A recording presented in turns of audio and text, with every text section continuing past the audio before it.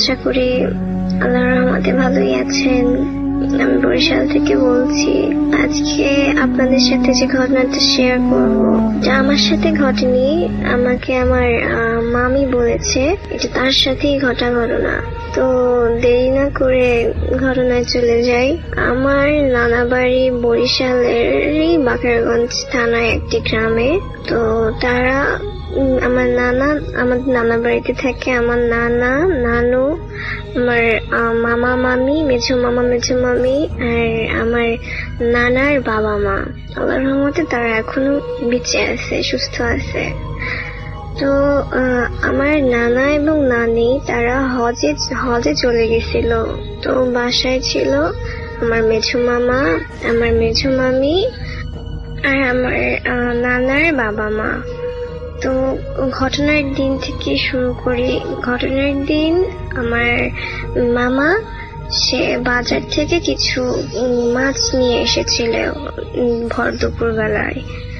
তো আমাদের যে রান্নাঘরটা তখন শীতকাল ছিল, এর জন্য রান্নাটা আর কি বাইরেই করা হতো শুকনো পাতা দিয়ে। তো আমার মামা মাছ নিয়ে এলেন, মামি সেটা প্রথমে ঘরের ভিতরে রেখেছিলেন। তারপরে মামি সব রান্নার জন্য যা যা দরকার সেগুলো নিয়ে বাইরে যখন চুলার কাছে গেলেন, মাছ টাছ নিয়ে সবকিছু নিয়ে গেছেন সে। তো পরে যখন সে আবার ঘরে ঢুকবে ওই সময় সে ফিল করলো যে তার রুমের ভিতরে কেউ আছে। আরো সে কাছাকাছি যাওয়ার পরে সে দেখলো যে তার রুমের যে খাটটা, সেই বেডটা আপনা আপনি, যেমন ভূমিকম্প হলে যেমন হয় ওভাবে আপনা আপনি খুব জোরে জোরে শব্দ করে কাঁপছে। আর শুধু কাঁপছেই না, খুব শব্দ হচ্ছে জিনিসটার জন্য। তো মামি ভয় পেয়ে ঘরের বাইরে চলে গেল। তো কিছুক্ষণ পরে আমার মামা আসলো তখন সে মামাকে বলল। তো মামা ভিতরে গিয়ে সেও শুনতেছে ভাবে যে তাদের যে রুমের যে বেডটা, ওই বেডটা খুব খুব জোরে জোরে কাঁপছে আর খুব শব্দ করছে। তো মামা একটা কি করবে ভেবে না পেয়ে একটা লাঠি নিয়ে গেল রুমের ভিতরে যে দেখে যে খাটের উপরে খাটের ওখানে তো কেউ নাই। তারপর সে লাঠিটা দিয়ে খাটের উপর অনেকক্ষণ আঘাত করলো খাটটাকে, দিক বেদিক শূন্য হয়ে। তো তারপরে থামলো। মামা রুমে ঢুকছে পর থেকেই আর কি শব্দটা থেমে গেছে, খাটটাও আর নড়েনি। তো সেদিনকার দিনটা তো ওভাবে গেল। তারপরে পরদিন, সেদিনই রাতের ঘটনা, হঠাৎ করে মামির কথা অনুযায়ী হঠাৎ করে তার রাত 1টার দিকে ঘুম ভেঙে যায়। তো ঘুম ভেঙে সে দেখতে পায় তার যে দেয়াল, তার রুমের সে যেদিক মুখ করে ঘুমিয়েছিল তার উল্টা পাশে যে দেয়ালটা, ওই দেয়ালটায় একটা বড় একজোড়া চোখ। সে দেখে, গ্রামের বাড়ি তো আশেপাশে ওরভাবে ঘর টর নেই। আমাদের যে দুই পাশে দুটো ঘর, একটা ঘরে শুধু একজন মানুষই থাকে আর আরেকটা ঘর পরিত্যক্ত, কেউ থাকে না। তো ওভাবে যে ঘরের ভিতরে লাইট আসবে এভাবে কোনো উপায় নেই। এবং তারা তো রুমে থাকছে, আরো তারা কখনো দেখে না এভাবে কোনো রুমের মধ্যে এরকম কোনো লাইট। তো একজোড়া চোখ ওভাবে দেখে সে খুব ভয় পেয়ে গেল। আর ঠিক তখনই সে শুনতে পাচ্ছে যে পা ঘষে ঘষে কেউ হাঁটতেছে। তাদের রুমের পাশে হচ্ছে ডাইনিং রুমে কেউ পা ঘষে ঘষে হাঁটতেছে। তো আমি ফার্স্টেই বলছিলাম যে আমার নানার বাবা মা দুজনেই বেঁচে আছে। তো আমার যে নানার যে মা, সে ওভাবে অনেক বয়স, তো সে ওভাবে পা ঘষে ঘষে হাঁটতো। তো আমার মামি কয়েকবারই করছে যে কে ওখানে, কে বড় মা আপনি কি ওখানে আছেন, বলার পরে দেখছে কোনো সারা শব্দ নেই। তখন আমার মামি খুব ভয় পেয়ে গেছে, কারণ ওখানে যদি আমার নানার মাই থাকতো সে বলতো, সে সাড়া দিত, কিন্তু সাড়া দিচ্ছে না, কোনো আওয়াজটা চলতেই আছে। আমি আমার মামাকে ঘুম থেকে ডেকে তুলবে, সে তার শরীর অবশ্যই নাড়াতে পারতেছে না। তারপরে সে অনেক কষ্টে অনেকক্ষণ এভাবে হয়েছে, অনেক কষ্টে মামাকে কোনোভাবে ডেকে তুললো। তো তারপর মামাও সেটা শুনতেছে। এখন তারা দুজনই আর কি কেউ ভয় নামতে পারতেছে না খাট থেকে, তাদের এমন অবস্থা। তো কিছুক্ষণ পরে যখন মামা আর কি শুধু মনে মনে করলো যে সে এখন উঠবে, যাই হোক যেটাই হবে সে উঠবে, যা দেখার দেখবে সে উঠবে। ঠিক তখনই আমাদের বাড়ির যে একটা বাড়ি বলছিলাম যে পরিত্যক্ত, তো ওই বাড়িটা ছিল পশ্চিম দিকে। আমাদের যে নানা বাড়িটার পশ্চিম দিকে। তো ওই যে পশ্চিম দিকের আর মামিরা থাকতো পূর্ব দিকের রুমে।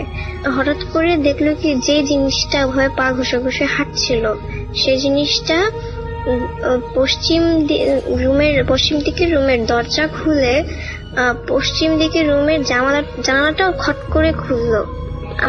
তারা দুজনেই শব্দ পেল যে দরজা খোলা হয়েছে, জানালাটাও খোলা হয়েছে।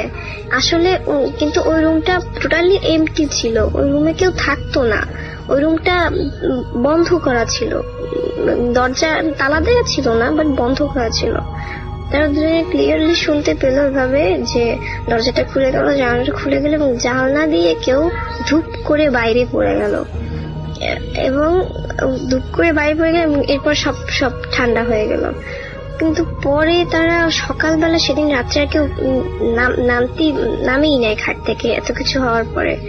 তো পরদিন যখন তারা চেক করলো রুমটা, দেখলো যে রুমের দরজাও লাগানো, জানলাও লাগানো, কিছুই খোলা হয়নি। কিন্তু তারা কাল রাতে স্পষ্ট শুনছে যে জানলাটাকে খট করে খুলে ফেললো। এরপর তো তারা ঘরে হুজুর আনলো, হুজুর দিয়ে ঘরটা আবার বন্ধ করা হলো, কারণ ঘর বন্ধ করাই ছিল। ভাই, আপনাকে যে পশ্চিম দিকের যে পরিত্যক্ত ঘরটার কথা বলছি, ওখানে আমিও নিজেও কিছু কিছু জিনিস দেখছি। আমি আগে ওখানেই থাকতাম, 1-2 বছরের মতো আমি ওখানে ছিলাম। তো একদিন আমার হারমোনিয়াম ছিল ঘরে, আমি হারমোনিয়াম বাজাতাম প্রতিদিন। তো মাঝে মাঝে আমি শুনতাম যে ওই ঘরে কেউ হারমোনিয়াম বাজাচ্ছে, কিন্তু আমাদের ওই এলাকায় শুধু আমার হারমোনিয়াম বাদে আর কারো হারমোনিয়াম ছিল না। আমি দেখিনি কারো ঘরে ওখানে ওরকম হারমোনিয়াম, আর ওখানে আশেপাশে তেমন কোনো ঘরও নেই। তো ওই ঘরে কিভাবে হারমোনিয়াম আসলো আর কিভাবে হারমোনিয়াম বাজতো, ওই ঘরে কে বাজাতো, আমি সেটা এখনো জানি না। আমি আমার নানিকেও শুনিয়েছি এভাবে যে হারমোনিয়াম বাজছে, কিন্তু কেউ কোনো সদুত্তর দিতে পারেনি আমাকে। রাসেল ভাই, এই ছিল আমার ঘটনা। ভালো লাগলে লিসনার দিন শোনাবেন। কথাটা বাড়িয়ে ঘটনার লিস্ট অনেক বড়। চলে যাই ডক্টর আরিফের কাছে তার সেকেন্ড ঘটনা শোনার জন্য। জি, থ্যাংক ইউ রাসেল ভাই। আমার দ্বিতীয় ঘটনাটি হচ্ছে আপনার ঢাকা বাংলাদেশের আরেকটি জায়গা, সবাই জানি কুমিল্লার একটি ঘটনা বলবো। কুমিল্লার এই ঘটনাটি বলার আগে বলতে চাই, এটা একটি গোরখোদকের ঘটনা আর কি। মানে উনি চাক্ষুষ প্রমাণ, বাকিদের কাছ থেকে আমি ঘটনাটা নিয়েছি যে খবর পড়েছে তার কাছে। আচ্ছা, তো যেই জায়গার ঘটনা বলছি সেইখানে ওই বাড়ির একটি পারিবারিক গোরস্থান আছে। ওই গোরস্থানে খুব বেশি কবর দেওয়া না, এরকম এত বড় গোরস্থান না, কিন্তু ওইখানে মানুষ মারা গেলে এই শাহাবুদ্দিন নামের লোকটাই কবর খোঁড়ে নরমালি। তো তাকেই ডেকে না হয়, কিন্তু তার কারণ হচ্ছে তার কবর খোঁড়ার মানে কবর যে খুঁড়ে খুব সুন্দর করে খোঁড়ে আর কি। আচ্ছা, গ্রাম সাইডের মানুষ তো খোঁড়ে একটু ডিফারেন্ট ভাবে, তো তার খোঁড়াটা খুব সুন্দর হয়, সেজন্য তাকে সবসময় টাকা হয় আর কি। তো ঘটনার দিন যেটি হয়েছে, সেদিন 3 জন মানুষ মারা গিয়েছিল। সেদিন ছিল বৃহস্পতিবার। 3 জন মানুষ মারা গিয়েছিল। এর মধ্যে 2 জন ছিল হচ্ছে বয়স্ক, একজন মহিলা একজন পুরুষ, আরেকটি মেয়ে মারা গিয়েছিল 13 বছর বয়সে। তো সকাল 10টা নাগাদ একটা জানাজা হয়ে কবর হয়। তো ওই কবরস্থানের পাশেই মসজিদ, ওইখানকারই এলাকার মসজিদ। তো ওই মসজিদে জানাজা হয় রাত 10টায় কবর হয়, সকাল 10টায় কবর হয়। দুপুর বেলা জোহরের নামাজের পর একটা কবর হয় জানাজা হয়ে। আসরের ওয়াক্তে একটা লাশ আসে, গোরখোদক যে শাহাবুদ্দিন সাহেব উনি বসেছিলেন আর কি কবরের পাশে, প্রতিটা কবরইতেও তার ঘোড়া আর কি। তো সে অপেক্ষা করতে থাকে, কবর লাশ আসে, কবর হয়ে যায়। আসরের ওয়াক্তে একটা লাশ আসে, ওই লাশটা যেটা বললাম একটু পরের গ্রামের একটা মেয়ের লাশ আর কি। মেয়েটা 13 বছরের মেয়ে। সকালবেলা বড়ই গাছে সুইসাইড করার অবস্থা, মানে ডেড বডিটা পাওয়া যায় কি, সুইসাইড করা ডেড বডি আর কি। গলা পেঁচিয়ে, ওড়নার মধ্যে গলা পেঁচিয়ে বড়ই গাছে সুইসাইড করে।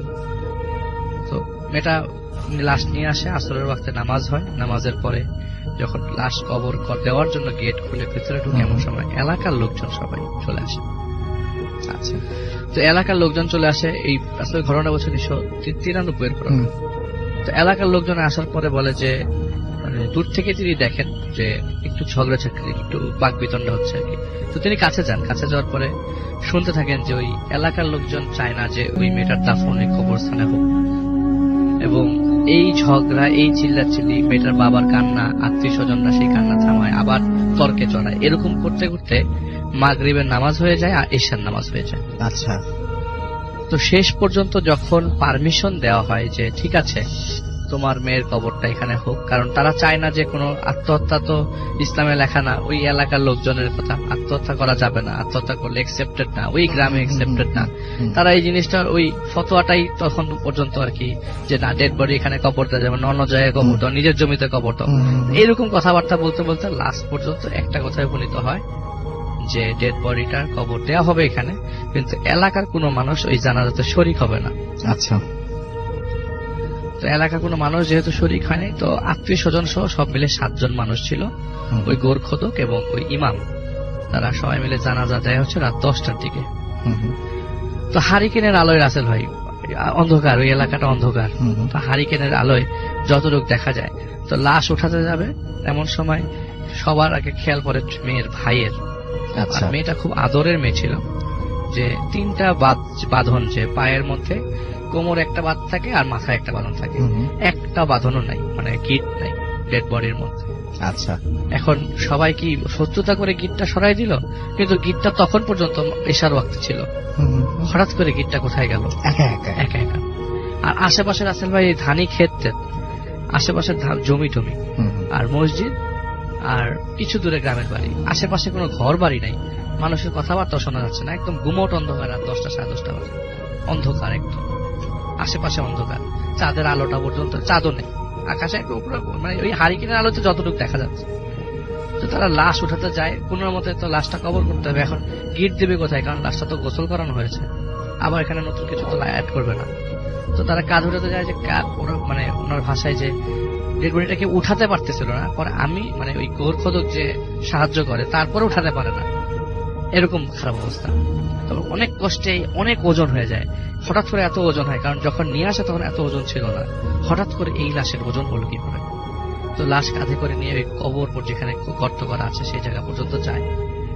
যাওয়ার সময় ওই এক পাশের মানে কাঠের তো লাশের খাটিয়াটা, এক পাশটা সরিয়ে দেয়, সরানোর পরে যাতে ইজিলি ডেড বডিটা মাটিতে মানে কবরের ভিতরে ঢুকাতে পারে। তো ধরবে এমন সময় কবর মানে লাশ থেকে কান্না করছে। আপনার হাতের মধ্যে যদি কেউ থাকে, সে কান্না করলে আপনি অবশ্যই বুঝবেন। এটার জন্য এক্সাম্পল দেওয়ার জন্য আমার আশেপাশে ঘর বাড়ি আছে এটা বলতে হবে না। আপনার হাতের কাছে, আপনার হাত দিয়ে একজনকে ধরছেন, সে কান্না করছে এবং সেই মানুষটা মৃত, আপনি কিরকম ভাববেন? তো ওই গোরখোদক এবং সাথে ইমাম সাহেব যে ছিল, তাড়াতাড়ি লাশ দাফন করে। এই জায়গাটা এখন খুবই ইনসিকিউর অবস্থায় আছে, তাড়াতাড়ি লাশটা দাফন করে। ইনসিকিউর না, কবরস্থান তো সবচেয়ে সিকিউর জায়গা, কিন্তু তারপরে তাদের ভয় হচ্ছিল যদি কোনো ধরনের মানে ডিফারেন্ট কিছু তারা দেখে ফেলে তখন জিনিসটা খারাপ। তো তারা লাশ কবরে নামায় এবং মেয়ের বাবা আর লাশ ধরে কবরের মাঠে মানে কবরে নামতে পারে না। সে কান্না করতে করতে একদম একাকার অবস্থা, একসার অবস্থা। তো মেয়ের ভাই এবং মেয়ের চাচা লাশ নিয়ে কবরে নামে। আচ্ছা, কবরে যখন শুয়ে দেয়, তো আমরা মাঝে মধ্যে আমরা মাথাটা একটু সরিয়ে দিই না, মানে একটু খুলে দিই, এবার মুখটা পশ্চিম দিকে করে দিই। মুখটা যখন পশ্চিম দিকে করতে যায়, তখন যে জিনিসটা সবচেয়ে বেশি মানে পরিলক্ষিত সেটা হচ্ছে রাসেল ভাই, মেয়েটার মুখটা কান্না করা অবস্থায় ছিল, কান্না করা ফেস। মেয়েটার ভাই করে মুখটা পশ্চিম দিকে করে দিতে যে নিজের ইচ্ছা বশত একটু দেখতে যে এই জিনিসটা দেখে ফেলে, যে একটু আগে কান্না করছে এবং ওই 7 জনের সবাই শুনছে এবং কান্না করছে, তো মানে বুঝা যাচ্ছে যে কেউ কান্না করছে ওই জায়গায়। তো দেখে যে মুখটা ক্রন্দনরত অবস্থা এবং পুরো চোখ দিয়ে পানি টল টল করে পড়েছে। সে তাড়াতাড়ি মুখটা বন্ধ করে মাথাটা মানে ওই করে যেখানে ছিল সেই জায়গাটা ঢেকে দেয়, ঢেকে তাড়াতাড়ি বাঁশ দেন, আমাকে তাড়াতাড়ি বাঁশ দেন, চাটাই দেন তাড়াতাড়ি। তো বাঁশ যখনই দিতে যায় রাসেল ভাই তখনই মাটি খসে পড়ে, আচ্ছা, যখনই বাঁশ দিতে যায় তখনই মাটি খসে পড়ে, যখনই বাঁশ দিতে যায় তখনই মাটি খসে পড়ে, বাঁশ দিতেই পারছে না। আর হঠাৎ করে শব্দ আসে, আব্বা আমাকে মাফ করে দেন। একদম নিজে শুনতে পাই। এই যে সবাই শুনছে এখানে, আব্বা আমাকে মাফ করে দেন। তখন বলে এই তাড়াতাড়ি চাটাইতে, তাড়াতাড়ি বাঁশ দে, যতটুক পারে বাঁশ দিয়ে রাখে। তারপরে বলে যে আমাকে উঠাই দেন। একটা পর্যায়ে বাঁশ দিতে পারছে না, চাটাইও দিতে পারছে না, কোনো মতো উপর ডেড বডির উপর দিয়ে বাঁশ দিয়ে এখন ওই গোরখতে বলছে আপনি মাটি দেন, তাড়াতাড়ি আপনি মাটি দেন। তো ওইখান থেকে কান্নার সাউন্ড এবং সাথে সাথে বলছে আব্বা আমাকে মাফ করে দেন, আব্বা আমাকে মাফ করে দেন। তখন ওই খালি মাটির জোরে জোরে টেনে টেনে, মানে ওই যে গোরখদক সে বলে যে আমি নিজে শুনছি আর মাটি টানছি, নিজে শুনছি আর মাটি টানছি, যত আমি মাটি টানি তো ওই চিৎকার করে বলতে থাকে আব্বা আমাকে মাফ করে দেন। কোনো মতে ওই যে আমরা যেমন কবর দেওয়ার পর খুব সুন্দর করে ঢিবি করে দিই, ওরকম কিছু করার আর সময় হয় নাই, দোয়া করারও সময় হয় নাই। উনি সবাইকে নিয়ে ইমাম সাহেব সহ আল্লাহ লা ইলাহা ইল্লাল্লাহ মানে ওই কালিমা শাহাদাত পড়তে পড়তে বেরিয়ে যায়। এবং বের হওয়ার সময় জিনিসটা সবচেয়ে বেশি দেখে যে ওই লাশ দেওয়ার বরাবর পিছনে 3টা শিয়াল দাঁড়িয়েছিল, গেটের ওই পাশে আর কি, বেড়ার ওই পারে 3টা শিয়াল দাঁড়িয়েছিল এবং তারা যত দ্রুত পেরেছে ওখান থেকে বেরিয়ে গেছে। পরবর্তীতে যেটা জানা যায় যে আসলে এটা সুইসাইড ছিল না, ওই মেয়েটা জিন ওর উপর ভর করেছিল, সামহাও ওভাবেই তিনি ওই মেয়েটা মারা যায়। ঘটনাটা ওই বাবা আমাকে ক্লিয়ার করে বলে নাই, এতটুকু বলেছে যে আমার মেয়েটাকে জিনে আসর করেছিল, আমার মেয়েটা সুইসাইড করে নাই। কিন্তু গ্রামবাসী জিনিসটা বুঝতে না পেরে এরকম ঝামেলা করলো আমার মেয়েটার লাশের সাথে। ওকে, চমৎকার একটা আবহের তৈরি হয়েছে doctor Alif, thank you so much আপনাকে। এবং এই আবহটা নষ্ট করতে চাই না, আমরা সরাসরি চলে যাই বাবু ভাইয়ের কাছে, যাতে এই এই অ্যাম্বিয়েন্সটা থাকতে থাকতেই আমরা তার সেকেন্ড ঘটনাটা শুনে ফেলতে পারি। বাবু ভাই। থ্যাংক ইউ রাসেল ভাই। এটা সোহেল ভাইয়ের কাহিনী। উনি ওনার বিয়ে হয় আর কি আমাদের মোহাম্মদপুর এলাকায় একটা জায়গায়, মোহাম্মদপুরের কোন একটা অঞ্চলে। তো উনি যখন বিয়ের পর প্রথম শ্বশুর বাড়িতে যান, উনি ওখানে জানতে পারেন যে ওনার শ্বশুর বাড়িতে নাকি অনেক রকমের ভৌতিক জিনিসপত্র হয়। এবং সন্ধ্যার পর পর, এটা অনেক আগের কাহিনী অবশ্য, আমি তখন খুবই ছোট, শেষ মুখের কাহিনী। তো বলতেছে যে ওখানে নাকি প্রায় অনেক উল্টাপাল্টা জিনিস হয় এবং ওরা ওই বাসার মানুষজন এই কারণে রাতে তাড়াতাড়ি আপনার খেয়ে ঘুমিয়ে পড়েন এবং গেট টেট লাগিয়ে দেন। এবং ওই বাসার মূল যারা সদস্য আর কি, তারা ওই একটা রুমের থেকে বের হয়ে কোথাও যান না, এরকম একটা ব্যাপার। তো ওনার শ্বশুর তখন ঢাকার বাইরে ছিলেন, মানে উনি শ্বশুর এখানে থাকতেন না, ঢাকার বাইরে ছিলেন ব্যবসার কাজে। তো উনি যাওয়ার পর ওনাকে একটা রুমে থাকতে দেওয়া হয়, উনি আর ওনার ওয়াইফ, ওনারা থাকেন একটা রুমে, আর ওনার শ্বশুরের বাড়ির অন্যরাও থাকেন আরেকটা রুমে। মাঝখানে বেশ খোলা আর কি, মাঝখানের অংশটা, যেটা নাকি ওই পুরোনো আমলের বাড়িগুলোতে এরকম ব্যাপার ছিল আর কি, এখানে মোহাম্মদপুর এলাকায় মাঝখানে একটা খোলা উঠোনের মতো থাকতো আর রুমগুলো আশেপাশে। তো যাই হোক, তো ওরকম একটা ইসে উনি রাত্রেবেলা ঘুমায় থাকেন আর কি। তো ঘুমিয়ে গেছেন বেশ, তখন রাত মনে করেন 1টার মতো বাজে। এরকম সময় উনি শুনছেন যে ওনাদের গেট নক হচ্ছে বাসায়, টক টক টক টক করে। ওই যে রুমে উনি ঘুমিয়েছেন সেই রুমের বাইরের দিকে, মানে যেখান দিয়ে ঢোকার পরে দরজা টক টক করে নক করছে। তো কেউ সারা শব্দ করছে না, ওনার ওয়াইফ ঘুমিয়ে আছে এবং ওই মহিলারা যারা আছে ওনার শাশুড়ি অ্যান্ড আদার্স, তারাও কোনো শব্দ করছে না ওনার থেকে। তো উনি জিজ্ঞেস করে কে, তো ওখান থেকে বলতেছে আমি খোলো যে বলছে এটা ওনার শ্বশুরের কথা, উনি স্পষ্ট শুনছে। উনি ফার্স্টে মনে করে বসে নর্মালি, ওনার কিন্তু ভৌতিক চিন্তা ভাবনা মাথায় নাই। তো সোহেল ভাই উঠে যান, উঠে ওখানে আস্তে আস্তে হেঁটে, রুমের মধ্যে অন্ধকার, উনি বাতির সুইচটাও পান না আর কি, উনি হেঁটে দরজার কাছে যান, হ্যাঁ, যে বলে যে কে আব্বা, হ্যাঁ। তো ওনার কাছে মনে হয় ঠিক ওনার কানের কাছে কেউ এসে বলে তোর বাপ, জাস্ট লাইক দ্যাট। এবং জিনিসটা হচ্ছে মানে মানুষ দুষ্টমি বা মানে ফাইজলামি করে বলে না মানুষকে, ইটস লাইক দ্যাট, হ্যাঁ। এবং ওই তোর বাপ যে বলে, উনি স্পষ্ট একটা বাতাসের পান, যে ভাইব পান, যে ওনার কানের কাছে গেছে। উনি তখনই থরথর করে কেঁপে উঠেন ব্যাপারটাতে, যে ভয় পেয়ে যান, তো হোয়াট ইজ দিস, হ্যাঁ। তারপরে দেখেন ওনার সামনে যে দরজাটা ছিল ধাম ধাম করে কেউ মানে জোরে মানে লাথি মারলে যেরকম সেরকম দুইটাই। এবং উনি মানে প্রচন্ড ভয় পেয়ে লাফ দিয়ে ঘরের মধ্যে চলে আসেন। এসে উনি বিছানার মধ্যে পড়ে মানে থরথর করে কাঁপতে থাকেন এবং বেশ কিছুক্ষণ ধরে ওখানে দরজার মধ্যে ধূপ ধাপ লাথি পড়ে কতগুলা এবং চুপ হয়ে যায়, মানে এরপর নিরাপত্তায়। তো উনি চিন্তা করতেছে যে কিভাবে এখানে কি হলো, এটা কি ওনার সাথে কেউ দুষ্টুমি করছে, উনি বাসায় নতুন জামাই আসছে বলে। অবশ্যই ওনার শ্বশুরের গলা নিয়ে এরকম কেউ আসবে না, ওনার শ্বশুর এই কাজটা করতে যাবে না, ওনার শালারাও অনেক ছোট, তাদেরও এরকম গলা নেই। তো কি আসতে পারে, পাড়ার কেউ? তখন উনি চিন্তা করে উনি আবার আস্তে করে উঠে উনি হেঁটে হেঁটে যান যে রুমের বাইরের থেকে ওই যে রুমের জানলা দিয়ে দেখা যায় আর কি মেইন গেটটার দিকে তাকান। উনি তাকায় দেখে মেইন গেটটা মানে আলো খুব একটা নাই, দূরে রাস্তার আলোতে দেখা যাচ্ছে যে মেইন গেটের মধ্যে বড় তালা লাগানো, লোহার গেট, মানে ওই যে লোহার করা যে গেটগুলো ওগুলোর মধ্যে বড় তালা লাগানো। তো দ্যাটস মিন বাইরের থেকে কেউ এখানে ঢুকে নাই, বাড়িতে ঢুকে এসে করে নাই, এবং লোহার দরজা খোলা বা শিকল খোলারও কোনো শব্দ উনি পায়নি। ওইটা থেকে ওনার আবার একটা গুজবাম্প হয়, হ্যাঁ, এবং উনি আস্তে আস্তে এসে আবার রুমের মধ্যে শুয়ে থাকে। তো এক সময় মনে করেন যে সময় পার হতে থাকে, কিছুক্ষণ পর ওনার ঘুম এসে যায়। তো উনি একটা সময় মানে ঘুমে মানে ঠিক ভোরের আগে দিয়ে ওনার মানে he has to attend to the call of nature, বাস্তবে যেতে চান, তো ঘুম ভেঙে যায় ওনার। তো উনি উঠে, তো উনি ওঠার পর কিছুক্ষণ ওনার কোনো নাই, সেন্স নাই যে উনি কোথায় আছেন, হ্যাঁ, মানে এই বাসায় তো নতুন উনি। তো উনি উঠে এদিক ওদিক মানে অন্ধকারের মধ্যে হাতড়ায়, তখন বুঝে যে এটা ওনার বাসা না, উনি বুঝে যে এনভায়রনমেন্টটা পরিচিত না। তো উনি করে কি উঠে ওই হেঁটে হেঁটে ওই ইসের দিকে যাবে, বাথরুমের দিকে। ওনার যে রুমে থাকতে দিচ্ছে সেই রুমের দরজা খুললে পাশে আরেকটা রুম আছে এবং ওই রুমের ওই পাশে হচ্ছে দরজা বাম দিকে। তো উনি হেঁটে যে ওই দরজাটা খুলে, তো খোলার পরে ওই পাশের রুমটা পার হয়, পাশের রুমটা পার হয়ে মেইন দরজা খুলে উঠানের দিকে যায়। তো উঠানের দরজাটা যখন উনি খুলে তাকাই দেখে যে একটা মানুষ বসে আছে, মানে ইটস লাইক মানে ওনার শ্বশুরের মতোই আর কি, মানে মানুষটা পুরুষ মানুষ একজন, খালি গায়ে, এবং নিচে উনি কি পরা সেটা লুঙ্গি বা সামথিং বোঝা যাচ্ছে না, মাথাটা নিচু করে হাঁটুর মাথায় ঢুকায় রাখছে, মানে দুই পায়ের হাঁটুর মধ্যে মাথাটা ঢুকায় বসে আছে।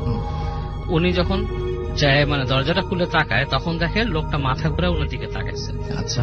এবং লোকটার চেহারার মধ্যে এমন একটা অভিব্যক্তি ছিল যে সোহেল ভাই ওইটা দেখে ঠাস করে ওখানে পড়ে যায়, এবং ওনার পড়ার সময় খুব শব্দ হয়, দেয়ালে ওই যে দরজায় বাড়ি খায় উনি, এবং এটা শুনে ওনার ওয়াইফ লাফ দিয়ে উঠে, এবং তখন ওয়াইফই মানে অন্যরা সাহস না করলেও আলো জ্বালায়, উনি বাইরে আসে, দেখে ওনার হাজবেন্ড পড়ে আছে, চলে পড়ে আছে, এবং উনি লাইট টাইট চালায় দেয়, বাসায় চিল্লাচিল্লি করে, মা উঠে এসে। তো পরবর্তীতে উনি এগুলা বলে, এবং সোহেল ভাই নিজে ইনিশিয়েটিভ নিয়ে ওখানে হুজুর নিয়ে আসছিল ওই বাসার থেকে ক্লিন করতে, কারণ ওনার কাছে জিনিসটা খারাপ লাগে যে দিনকে দিন তারা এটা নিয়ে সহ্য করে বসে আছে, কেউ কোনো অ্যাকশন হচ্ছে না। এবং ওই বাসায় নাকি প্রায় এরকম হতো যে হঠাৎ মনে হতো যে ছাদের মধ্যে কেউ দ্রিম দ্রিম করে ইট ফেলতেছে, বড় বড় ইট, এবং এটা ফিজিক্যালি সেই ইট গুলো পাওয়া যেত রাসেল ভাই, লাইক হ্যাঁ যে মানে অর্ধেক 10 ইঞ্চি ইটের যে অর্ধেক এগুলো ছাদের মধ্যে মানে পাওয়া যেত, কিন্তু এরকম বেশ ব্যাপক হারে ইট ফালানোর মতো কিন্তু পাশের বাড়ির ছাদের অবস্থা ছিল না, এবং পাশের বাড়িটা ছিল আরো 2টা বাড়ি পরে। আচ্ছা। সো উনি হুজুর নিয়ে আসে ছাড়ানোর জন্য। হুজুর যেটা হয়, হুজুর প্রথমে ঢুকেই তিনি বেশ ভয় পেয়ে যান, এবং উনি বলেন যে এই বাসার মধ্যে খুব মানে পাওয়ারফুল কোন এন্টিটি মানে জিন আছে, যেটা মানে আমার জন্য সমস্যা হবে, আমি আমার থেকে সিনিয়র একজন কামেল ব্যক্তি আছে ওনাকে নিয়ে আসবো। তো ওনারা নিয়ে আসেন, এসে বাড়িটাকে ওনারা বন্ধ করে দেন, বিভিন্ন প্রসিজারে বন্ধ করে দেন, এবং বলছে যে অনেকের কাছে কথা প্রচলিত ছিল যে এই বাসায় এই যখন নাকি স্বাধীনতার সময়টা হয় সে সময় বাঙালি কিছুকে অত্যাচার করে মারা হয়েছে এবং তাদের আত্মা এসে এরকম করে, হ্যাঁ, এরকম কথা প্রচলিত ছিল। But the thing is what, ওই হুজুর বলেন যে এগুলো একদম বোগাস কথা, কারণ মৃত মানুষের আত্মা কখনোই ফেরত আসে না, ইটস নেভার পসিবল। মানে আমাদের ধর্ম অনুসারে অবশ্যই আসে না, এবং অন্য ধর্মে এরকম কিছু ইন্ডিকেশন দেওয়া আছে যে আত্মা এইভাবে ফেরত এসে কাউকে জ্বালাতে পারে না, রং বিলিভস। তো হুজুর বলে যে এটা কখনোই হয় না, এটা হচ্ছে জিন, এবং খুব খারাপ জিন। সম্ভবত মানুষের সাথে যে জিনগুলো থাকে এদের মধ্যে কেউ এসে এই ডিস্টার্বটা করে, উনি ছাড়িয়ে দেওয়ার চেষ্টা করে জিনিসটা ব্যাপকভাবে। তো বাড়িটা মোটামুটি তারপরে কিছুদিন সেফ ছিল, মানে এতদিনে হয়তো এটা ডেভেলপার নিয়ে ফেলছে। Thank you so much. এখন যেটা করব সেটা হচ্ছে সরাসরি চলে যাব আমাদের অতিথির কাছে। আপনার নামটা প্লিজ একটু বলবেন এবং তারপরে আপনার ঘটনায় যাব। হাই ডিয়ার লিসনার, আমি Sakib, come from city university, but আমি এখন স্টে করছি হচ্ছে খিলক্ষেতে। তো আসলে ভাই এখন যে ঘটনাটি শেয়ার করব সেটি হচ্ছে প্রায় হচ্ছে 1996 এর দিকে ঘটে একটা ঘটনাটা হচ্ছে মাদ্রাসা কেন্দ্রিক। তো মাদ্রাসার লোকেশনটা বলছি না, বাট একটু ইনভারনমেন্টটা বলে দিই যে আপনার লোকালয় থেকে একদম হচ্ছে বাহিরে মাদ্রাসা স্থাপিত করা হয়েছিল। অ্যান্ড দেন দেখা যাচ্ছে যে গ্রাম অঞ্চলে অনেক স্টুডেন্ট তখন মাদ্রাসায় পড়াশোনা করতো,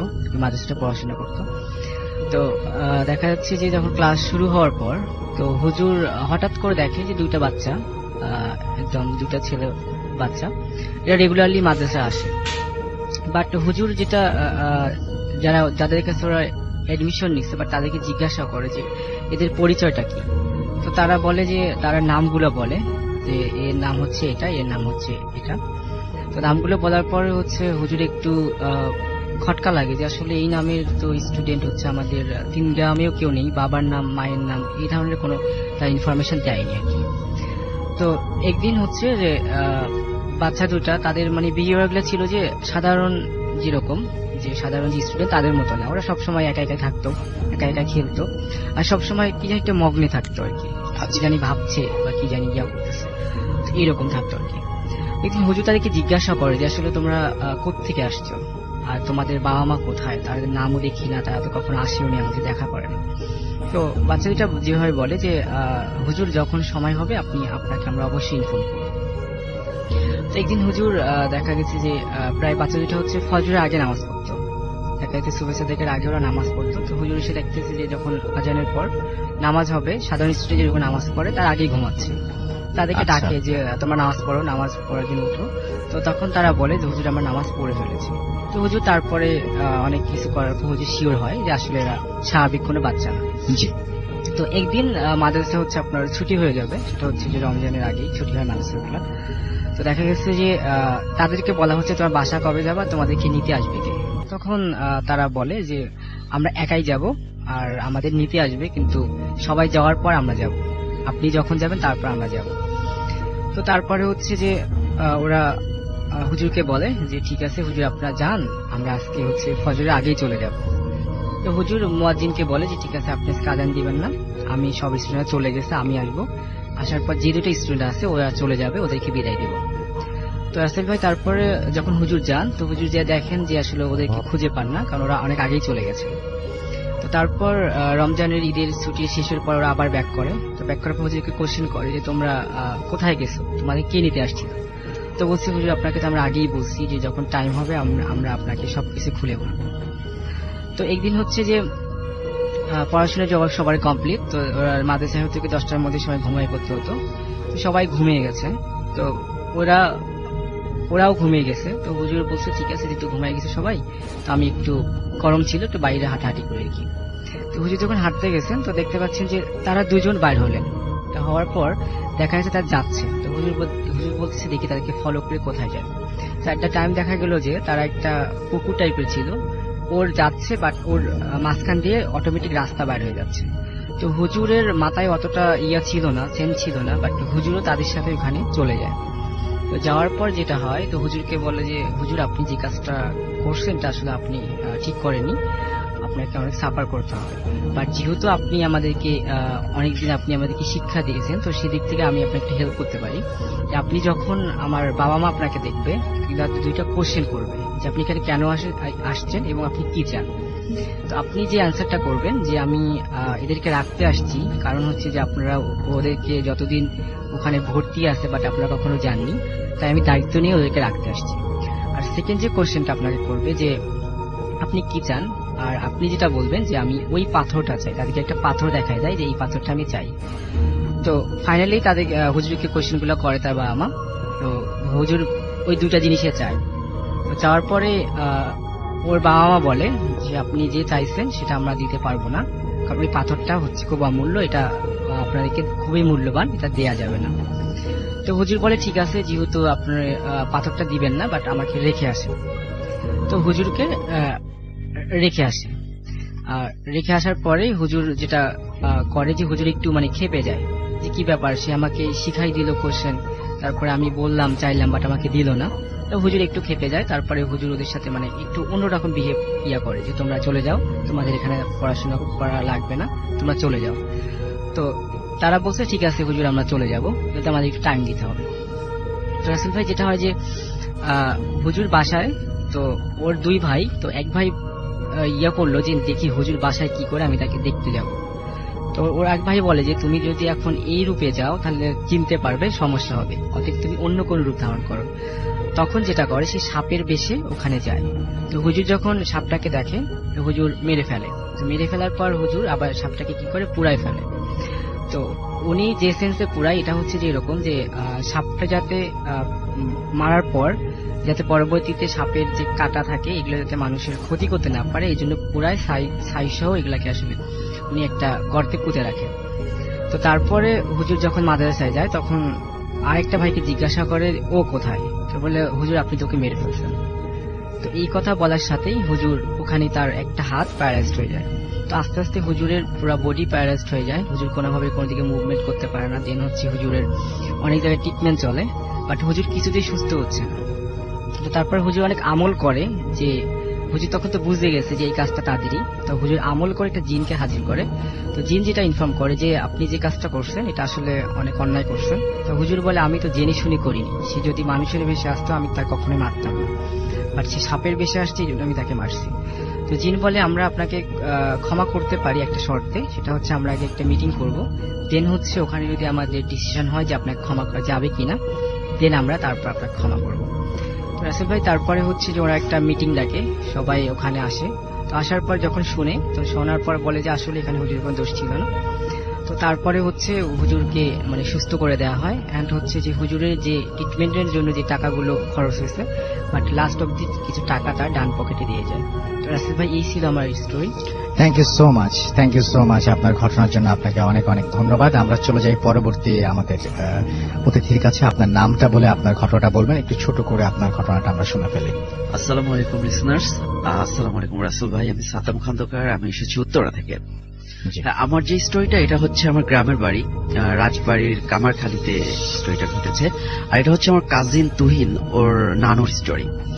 তো স্টোরিটা এমন ছিল যে তুহিনের নানু, তো ওনার বিয়ে ঠিক হয়। তো বিয়ে ঠিক হবার পর যখন ওনার মানে দেখতে আসে, ওই টাইমে আসলে ওই ফ্যামিলি থেকে, মেয়ের ফ্যামিলি থেকে একটা ব্যাপার ইনফর্ম করে ছেলেকে যে দেখো আমি কোনো ব্যাপার আমি মানে লুকিয়ে রাখতে চাই না, সেটা হচ্ছে আমার মেয়ের উপর জিনের প্রবলেম আছে। এটা ওর বয়স যখন 7 বছর, ওই টাইমটা থেকে এই প্রবলেমটা হয়।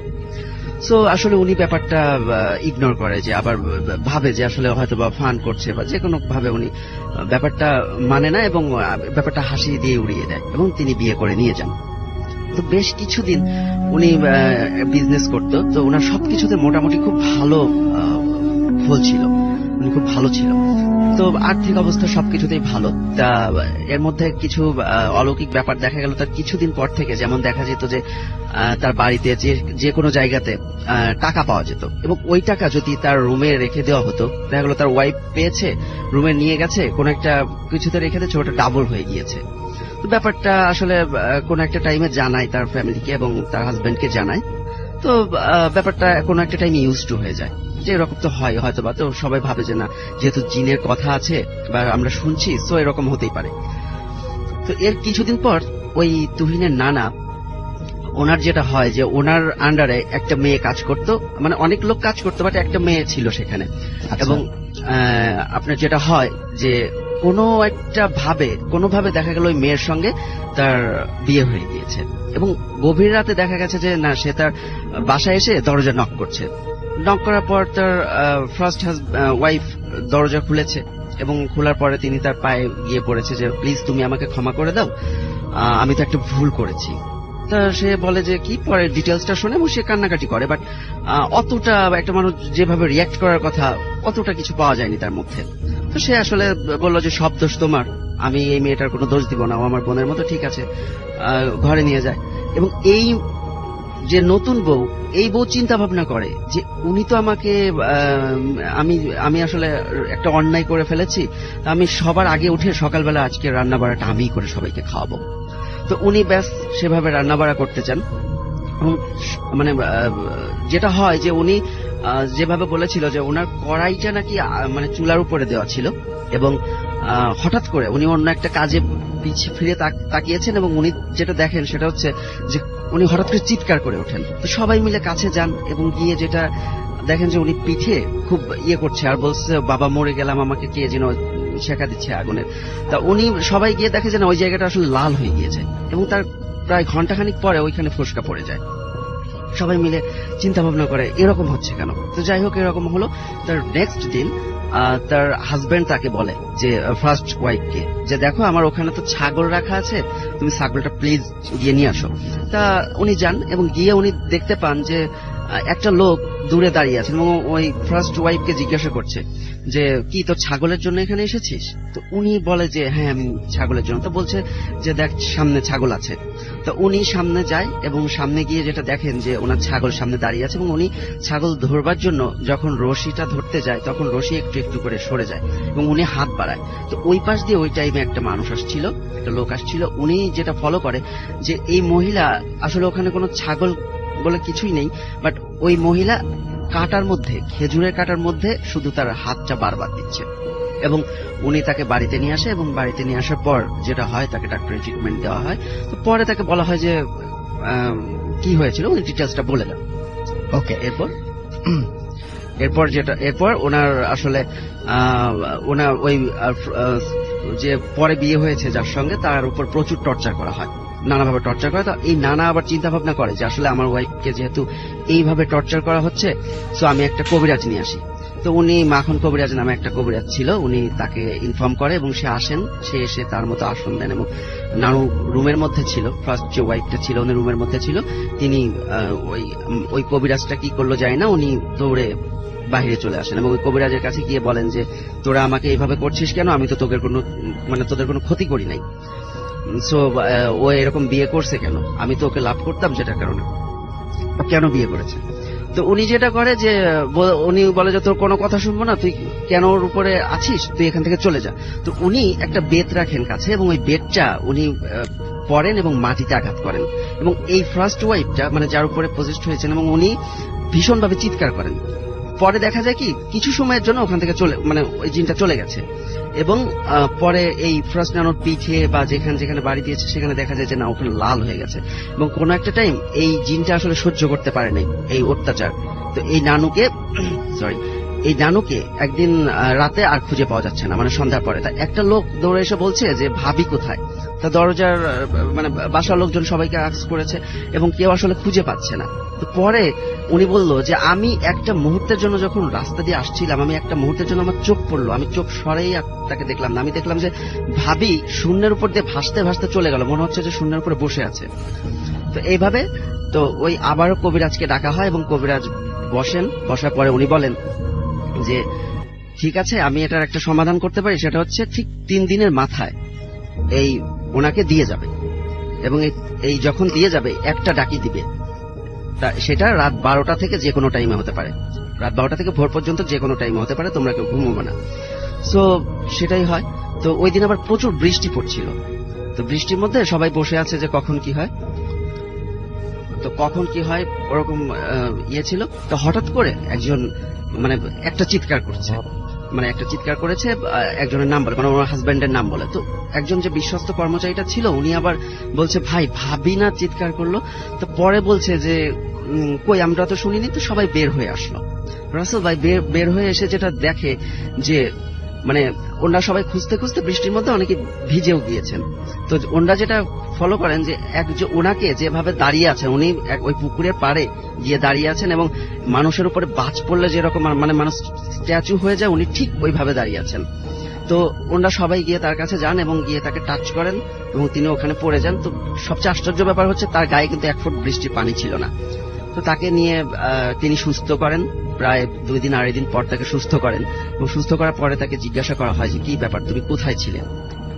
তা উনি বলে যে আমি মানে যেটা বলবো তোমরা হয়তো বা বিশ্বাস করবে না, আমাকে এমন একটা জায়গায় নিয়ে যাওয়া হয়েছিল সেখানে আমি দেখি যে আমাকে মানে দেখাশোনার জন্য 2-3 জন মেয়ে মানুষ আছে এবং একটা মেয়ে একজন মহিলা আছে যিনি কিনা বারবার যে আমাকে নিয়ে গিয়েছে বারবার তাকে বলছে যে তুই যে ওকে নিয়ে এসেছিস, তো ওর বাচ্চা আছে, ওর হাজবেন্ড আছে, তো ওকে দিয়ে আয়। তা ও বারবার বলতেছিল যে না আমি দিয়ে আসবো না।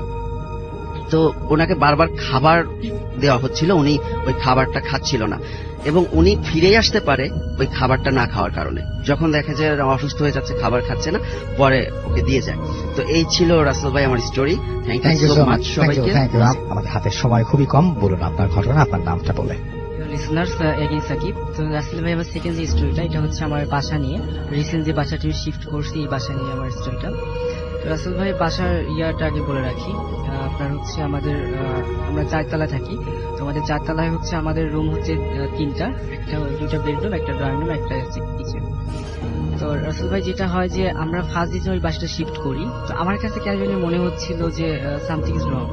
তো দেন আমি যখন ওয়াশরুমে যাইতাম, ওয়াশরুমটা মনে হইতো যে কেউ একজন ইউজ করার পর যে একটা এনভায়রনমেন্ট থাকে, যে একটা গরম, তো সেরকম একটা ফিল করতে পারতাম। আমার রুমমেট যারা ছিল তাদেরকে বলতাম যে এরকম কেন, তা বলে যে তুমি নতুন আসছো, বলা যাবে না, তো তুমি থাকো, সব জানতে পারবা। তো সেকেন্ড নাইটের ঘটনা, সেটা হচ্ছে যে জানালার মধ্যে 2টা টকটক করে একটা আওয়াজ। তো আমি বললাম, রাফি আমার রুমমেট ছিল, বললাম যে কি হচ্ছে রাফি? হচ্ছে এটা সমস্যা না, তা বাতাসের জন্য এরকম হচ্ছে। তো রাসেল ভাই শীতকালে তো এরকম বাতাস আসার কথা না, তো আমি এটা নর্মাল ভাবে ঘুমাই পড়ি সেদিনের মতো। রাসেল ভাই হচ্ছে দেখা যেত যে মিডনাইটে আমার খুব ক্ষুধা লাগতো, তো আমি কিচেনে যাইতাম কিছু মানে নুডলস, তারপর হচ্ছে সোডা, এই টাইপের কিছু রান্না করার জন্য। তো আমি কিচেনে যাওয়ার পর যেটা ফিল করলাম যে আমি রান্না করছি, বাট হঠাৎ মনে হচ্ছে আমার পিছনে কেউ দাঁড়িয়ে আছে, বা তার নিঃশ্বাসটা আমার কানের এখানে আমি ফিল করতে পারছি। তো খুব ভয় পেয়ে দৌড়ে চলে আসি, বললাম যে রাফি সামথিং ইজ রং, আমি ওখানে আসলে আমার কেমন যে লাগছে। তো বলে যে আসলে প্রবলেম না, তুমি পড়ে আসো। তো দেন হচ্ছে আমার রুমমেট ছিল রিয়াজ, ও মাগুরায় ছিল। ও যখন আপনার হচ্ছে গত বুধবারে হচ্ছে ও ব্যাক করে রুমে, তো ব্যাক করার পর ও হচ্ছে বেডে যেটা পায় যে একটা বড় চুল পায়। তো আমাকে বলে, সাকিব ভাই এত বড় চুল কার? তা আমি বললাম যে হয়তো আমাকে বাসা থেকেই নিয়ে আসছো, ফান করে বলি। তো বলে না ভাই, বাসা থেকে কেমনি চুল নিয়ে আসবো? তো তারপরে হচ্ছে ওই রাতে খুবই আমরা আসলে খুবই ভয় পেয়েছি, যে হঠাৎ করে ও ভয় পাচ্ছে, রিয়াজ ভয় পাচ্ছে, একটু পর আমি পাচ্ছি, একটু পর রাফি পাচ্ছে, মানে 3জন 3 ভাবে ফিল করতে পারছি যে রুমে কিছু একটা আছে। তো রিয়াজ বলে যে ভাই এই রুমে থাকতে হবে না, চলেন বাসা চেঞ্জ করি, হ্যান ত্যান, আপনি কেমন এখানে নিয়ে আসলেন? তো আমি বললাম যে দেখো একটু করো, ওয়েট করো, কিছু না, এটা ওদের মনের ভুল হয়তো বা। তো আমার পাশের রুমে যে রুমমেট ছিল, তো আমার ফ্রেন্ড সায়েম অ্যান্ড হচ্ছে মাসুদ ছিল, ওরা যেটা আমাদেরকে বলে যে সাকিব তোমরা এই বাসায় থাকতে পারবে না, কারণ হচ্ছে এই বাসায় অনেক কিছু প্রবলেম আছে। বললাম দেখো আমি ভয় পাই না, তো তুই বলো। তো ও যেটা বলে যে আমাদের যে রুমটাতে থাকতাম, যেখানে রাফি থাকে, তো ওই বেডটাতে হচ্ছে আপনার একটা হিন্দু লোক হচ্ছে আমার আগের রুমমেটের হচ্ছে মামা, উনি হচ্ছে ওখানে মরে যায়। তো সেদিন থেকেই হচ্ছে কিছুদিন ওখানে রাফি ছিল। ও যেটা ফিল করে যে আপনার রাত 3টার দিকে কেউ একজন বেড থেকে উঠে ডিরেক্ট হচ্ছে আপনার ওয়াশরুম যাচ্ছে, অ্যান্ড ওয়াশরুম ইউজ করার পর হচ্ছে দেন হচ্ছে একদম বেডে এসে শুয়ে পড়ছে, বাট কাউকে কোনো প্রবলেম করে না। রাসেল ভাই এটাই ছিল মূল রিজন, যে এরপর থেকেই নাকি এই ধরনের টুকটাক কিছু হয় আর কি ফ্ল্যাটে। এবং আপনারা সবসময় ওখানে প্রবলেম ফেস করে আসছেন। ইভেন আমরা ডিসাইড করছি যে নেক্সট মান্থে আমরা বাইরে চেঞ্জ করে ফেলবো। এবং নানান ধরনের সমস্যা, এবং আপনি সব তার মানে মেইন সমস্যাটা হচ্ছে আপনি যখন এই বাথরুমে যান, যাওয়ার পরে আপনি বুঝতে পারেন যে এই বাথরুমটা কেউ একটু আগে ব্যবহার করে গেছে, ইউজ করে গেছে, কিন্তু এটাতে মানে কারো যাওয়ার কোনো সম্ভাবনা নেই। থ্যাংক ইউ সো মাচ আপনার ঘটনার জন্য, আপনাকে অনেক ধন্যবাদ। তো ভাই আজকে কি ঘটনা আপনি শোনাবেন? আজকে স্টোরি কয়েকটা আছে, তো আমি শুরু করতে পারি? শুরু করি। হ্যাঁ আচ্ছা আচ্ছা, এটা হচ্ছে আজিমের কাহিনী। আজিম আমাদের বয়স, আমাদের বন্ধুই হয় সম্পর্কে। তো ওর একটা সময় ছিল, সে সময় গ্রামে চলে গিয়েছিল কিছুদিনের জন্য, তখন মানে শহরে মানে থাকা হয়নি কয়েক বছর। সো ওর জন্য খুব মিস্টেরিয়াস ছিল গ্রামের টাইমটা, কারণ শহরে বড় হয়েছে এবং বেশ একটা ভালো মানে শহরে এনভায়রনমেন্টও ছিল আর কি, যেটা হচ্ছে অ্যাপার্ট ফ্রম দিস এই মিস্টেরিয়াস এনভায়রনমেন্টটা খুব একটা পাওয়া যায় না শহরে। আমাদের শহরে মিস্ট্রি কিন্তু আরেক রকম। আরবানে হ্যাঁ, আমরা যে দেখি দালান কোঠা এটা সেটা, মানে ভূত খুঁজলেও আমরা খুঁজি ভাঙা বাড়িতে, পুরোনো বাড়িতে, পরিত্যক্ত পরিত্যক্ত বাড়িতে। গ্রামেও খোঁজে পরিত্যক্ত বাড়ি, সেটা হচ্ছে সত্যি কথা বলতে যেখানে মানুষের চলাচল বা যাতায়াত কম। যাতায়াত কম, রাইট। কিন্তু গ্রামে কিন্তু পরিত্যক্ত বাড়ি বলতে জমিদার বাড়ি বা এরকম কিছু একটা জিনিস আছে। যাই হোক, তো ওর কাছে কয়েকটা জিনিসটা খুব একটা অ্যাডভেঞ্চারাস ছিল ওই টাইমটা, এবং সে কিছুদিন মানে আপনার একটা সুন্দর পরিবেশে চলে গিয়েছিল। তো ওখানে যে ওর মধ্যে ইন্টারেস্টটা গ্রো করে এই ভৌতিক ব্যাপারগুলোতে, বিশেষ করে ওদের যে গ্রামটা ছিল সেটা ছিল আপনার একটু মানে সনাতন ধর্মাবলম্বীদের আপনার বেশ বাসস্থান বেশি সেখানে, এবং ওখানে বেশ প্রায় দেখা যেত যে পূজা হচ্ছে এবং নদীর ওই পারে গান টান হয় এরকম একটা জিনিস। এবং কিছু ছেলে পেলে সাথে পরিচয় হয়েছিল যারা আপনার কিছু ম্যাজিক করে, ব্ল্যাক ম্যাজিক টাইপের জিনিস। ব্ল্যাক ম্যাজিক টাইপের বলতে ব্ল্যাক ম্যাজিকই আর কি। গ্রামে ওই সময় ওকে ব্ল্যাক ম্যাজিক বলতো না বা কালো জাদুও বলতো না, ওরা জাস্ট বলতো যে জাদু করি, মন্ত্র পড়ে, এই ধরনের জিনিসপত্র। তো যাই হোক, ওর এইসব ব্যাপার কিছু ইন্টারেস্ট হয়েছিল। তো একদিন ওকে একটা পরিচিত ছেলের মতো সাথে তার পরিচয় হয় ওখানে একজন পরিচিতর মাধ্যমে আর কি। তো সেই ছেলেটা হচ্ছে এই ধরনের তন্ত্র মন্ত্রের সাথে বেশ জড়িত আর কি, মানে এই ধরনের কার্যক্রম করে। এই ধরনের মানে মানুষের দেখা যাচ্ছে যে তাদের মধ্যে প্রচলিত জিনিস পিঠা নষ্ট করে দেওয়া, মানুষের মানে মন্ত্র পড়ে পিঠা নষ্ট করে দেওয়া, এটা করা, বিভিন্ন সাধনা। সো ওই ছেলের সাথে পরিচয় হওয়ার পর ওর কাছে কিছু ইন্টারেস্টিং জিনিস আসে। ও মানে ওই ছেলেটার নেচার, কথাবার্তা এবং আচার আচরণ গুলো ওর কাছে খুব ইন্টারেস্টিং লাগে। তো ও ওকে বলে যে কয়েকদিন ঘুরে ওর সাথে যে আমাকে তুমি কিছু দেখাও, যে তুমি নাকি বিভিন্ন জিনিসের সাথে কথা বলো, অলৌকিক জিনিসপত্র, পিশাচ এন্ড হোয়াটএভার, তো আমাকে কিছু দেখাও। তো ও বলে যে দেখো, তুমি যদি এই সাধনা বা এই ধরনের না করে এগুলো দেখতে পাবা না। আর বিশেষ করে যে সাধারণ জীবন যারা যাপন করে তারা এগুলা পারে না, তাদের কিছু স্পেশাল সাধনার মধ্য দিয়ে যেতে হয়, আর তুমি এগুলা দেখতে চেও না। আচ্ছা। তো ও ওকে অনেক রিকোয়েস্ট করতেই থাকে এবং ঘোরাঘুরি করে, এবং সে বলে তুমি আমার সাথে ঘোরাঘুরি করে পারবা না, কারণ আমি অনেক সময় দেখা যাচ্ছে শ্মশানে বসে থাকি, অনেক সময় দেখা যাচ্ছে ওখানে ভাঙা মন্দির আছে, ওইখানে আমি যে সাধনা করি। তো এইসব সময় বলে আমিও তোমার সাথে থাকবো, বলে কেন আমি তোমাকে নিতে পারবো না, কারণ আমার নিষেধ আছে। আচ্ছা। তো যাক, এরকম বিভিন্ন রিকোয়েস্টের পরে একদিন ঘটনাক্রমে ও তার সেই বন্ধু আর সেই যে সাধক যে ছেলেটা, তিনজনে মিলে এক জায়গায় বসে গল্প করছিল। তো সেটা ছিল বেশ শ্মশান ঘাট আছে, শ্মশান ঘাটের পাশে নদী, এবং নদীর এই পাশ থেকে মানে আপনার শেষ হয়ে গেছে আর কি, সীমানাই শেষ, পুরোটাই নদীর পাশে। তো ওখানে বসে গল্প করতে করতে বিকাল হয়ে গেছে, এবং বিকাল হতে হতে একসময় সন্ধ্যা গড়ায় গেছে। এবং তখন এই কথায় হঠাৎ করে ওই ছেলেটা, ওই যে ছেলেটা সাধক আর কি, সে বলে তোমরা চলে যাও এখান থেকে, আচ্ছা, তোমরা এখানে থেকো না, আমার এখানে I am doing something and আমার সময়টা এখন মানে আমার ধ্যান করার সময়, তোমরা এখন থেকো না।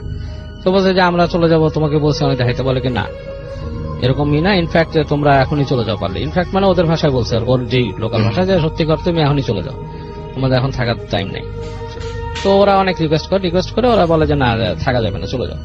তো ওরা দুই বন্ধু চলে আসতে থাকে ওখান থেকে, এবং চলে আসতে কিছু দূর আসার পর ওই যে আজিমের মাথায় একটা বুদ্ধি আসে, সে বলে যে ও কি করে, ও আমাদেরকে কেন সরাই দিবে এখান থেকে, তা আমরা একটু দেখি, কৌতূহলী।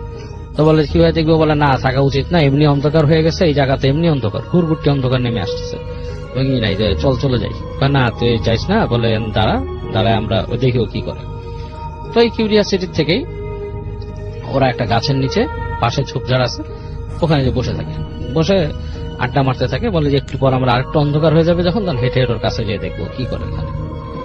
তো বলে ঠিক আছে। তো তখন সময়টা কিন্তু রাসেল ভাই গরম না, মানে আপনার শীতকাল, শীত পড়া শুরু হয়েছে আর কি, হালকা হালকা ঠান্ডা আছে, তো মানুষের ঠান্ডা লাগে এরকম একটা সময়। তো ওরা বসে থাকতে এক সময় দেখা যাচ্ছে মশার কামড় খাচ্ছে, এরকম অবস্থা। তো বেশ অন্ধকার যখন হয়ে আসছে, বলছে চল আমরা যাই ওইদিকে হেঁটে। আচ্ছা। তো সাথের ফ্রেন্ডটা ওর সাথে যেতে চায় না, বলে যে না আমি যাবো না, তুই যা। তো ও নিজেই বলে যে তুই থাক, তোর যেহেতু এত সাহস নেই, আমি হেঁটে যাই। তো আস্তে আস্তে হেঁটে এমন ভাবে যায় যে অন্ধকারও যাতে ওর ছায়াটা ওখান থেকে দেখা না যায়। আচ্ছা। মানে ঠিক রাস্তার পাড় ঘেসে গেছে, জানে রাস্তার মাঝখানে হাঁটলে কেউ দেখে ফেলতে পারে। তো এরকম যাচ্ছে রাস্তাটাকে বলতেছে যে বেশ আপনার বালি ফেলানো রাস্তা, বেশ মানে ওই জায়গাটা বোঝা যাচ্ছে যে এখানে রাস্তা যাচ্ছে। তো যেতে ও দিক হারায় ফেলে। কোন দিক আচ্ছা। থেকে আসছিল সেটা তার মনে নেই, এবং তার কাছে কোনো টর্চ লাইটও ছিল না, মোবাইল ফোনও ছিল না। 90s এর দশক, সেই সময় মানে আপনার এই মোবাইল ফোনেরও এরকম প্রচলন হয় না, আর গ্রামে তখন Right. আরো না। তো যাই হোক, অন্ধকারেই সে একটা দিক চিন্তা করে হাঁটতে থাকে রাস্তাটাকেই করে। তো দেখছে যে ও মেলা হেঁটে ফেলছে, অনেক অনেক হেঁটে ফেলছে। এত দূর তো হেঁটে আসার কথা না, যেখানে বসছিল সেখানে নদী শেষ হয়ে যায়, এরপরে আর রাস্তা থাকার কোনো কথা না। কিন্তু ও হাঁটতেছে। তো হাঁটতে হাঁটতে যে দেখে যে একটা গাছ, বেশ বড় গাছ, এবং রাস্তা আরো চলে গেছে। গাছটা বেশ বিস্তৃত হয়ে ডালপালা আপনার সেই রাস্তার উপরে এসে পড়তেছে। তো দেখে যে এরকম একটা বিশাল গাছ, হঠাৎ করে এই গাছটা তো আমি দেখি নাই, আমার খেয়ালও না এরকম একটা গাছ। তো গাছটা কাছাকাছি যখন যায়, সে ফাইন্ড আউট করে যে এটা একটা আম গাছ। অন্ধকারও সে বুঝতে পারে যে একটা আম গাছ, এবং কিছু ডালপালা নিচে চলে আসছে, সেখানে বড় আম ঝুলে আছে। মানে বোঝা যাচ্ছে যেরকম বড় বড় ফল, এবং সে বুঝতে পারে এগুলো আম ঝুলে আছে। এবং একটু পরে ও শব্দ পায় এখানে কি হাসতেছে, বাচ্চাদের হাসির শব্দ, এরা মানে হাসাহাসি করতেছে। তারপর ফিল করে যে টুকটাক টুকটাক ইট উড়ে আসতেছে ওখানে, মানে ছোট ছোট মাটির ঠেলা বা ইট এদিক ওদিক পড়তেছে, শাট শাট করে এদিক ওদিক পড়তেছে। তো চিন্তা করে ঘটনা কি, বাচ্চারা এখানে মানে ইট মারতেছে, কি ব্যাপার। একটু পর তাকায় দেখে অন্ধকারের মধ্যে কিছু ছায়ামূর্তি দেখা যাচ্ছে, ছোট ছোট বাচ্চা হবে 5-7 জন, তারা ওইদিকে ইট মারতেছে, কিছু একটা ছুড়ে ছুড়ে মারতেছে। তো ও শব্দ করে, এই কে তোমরা এখানে, কি ব্যাপার এসে? কেউ কোনো মানে আপনার ই দেয় না, রিপ্লাই দেয় না।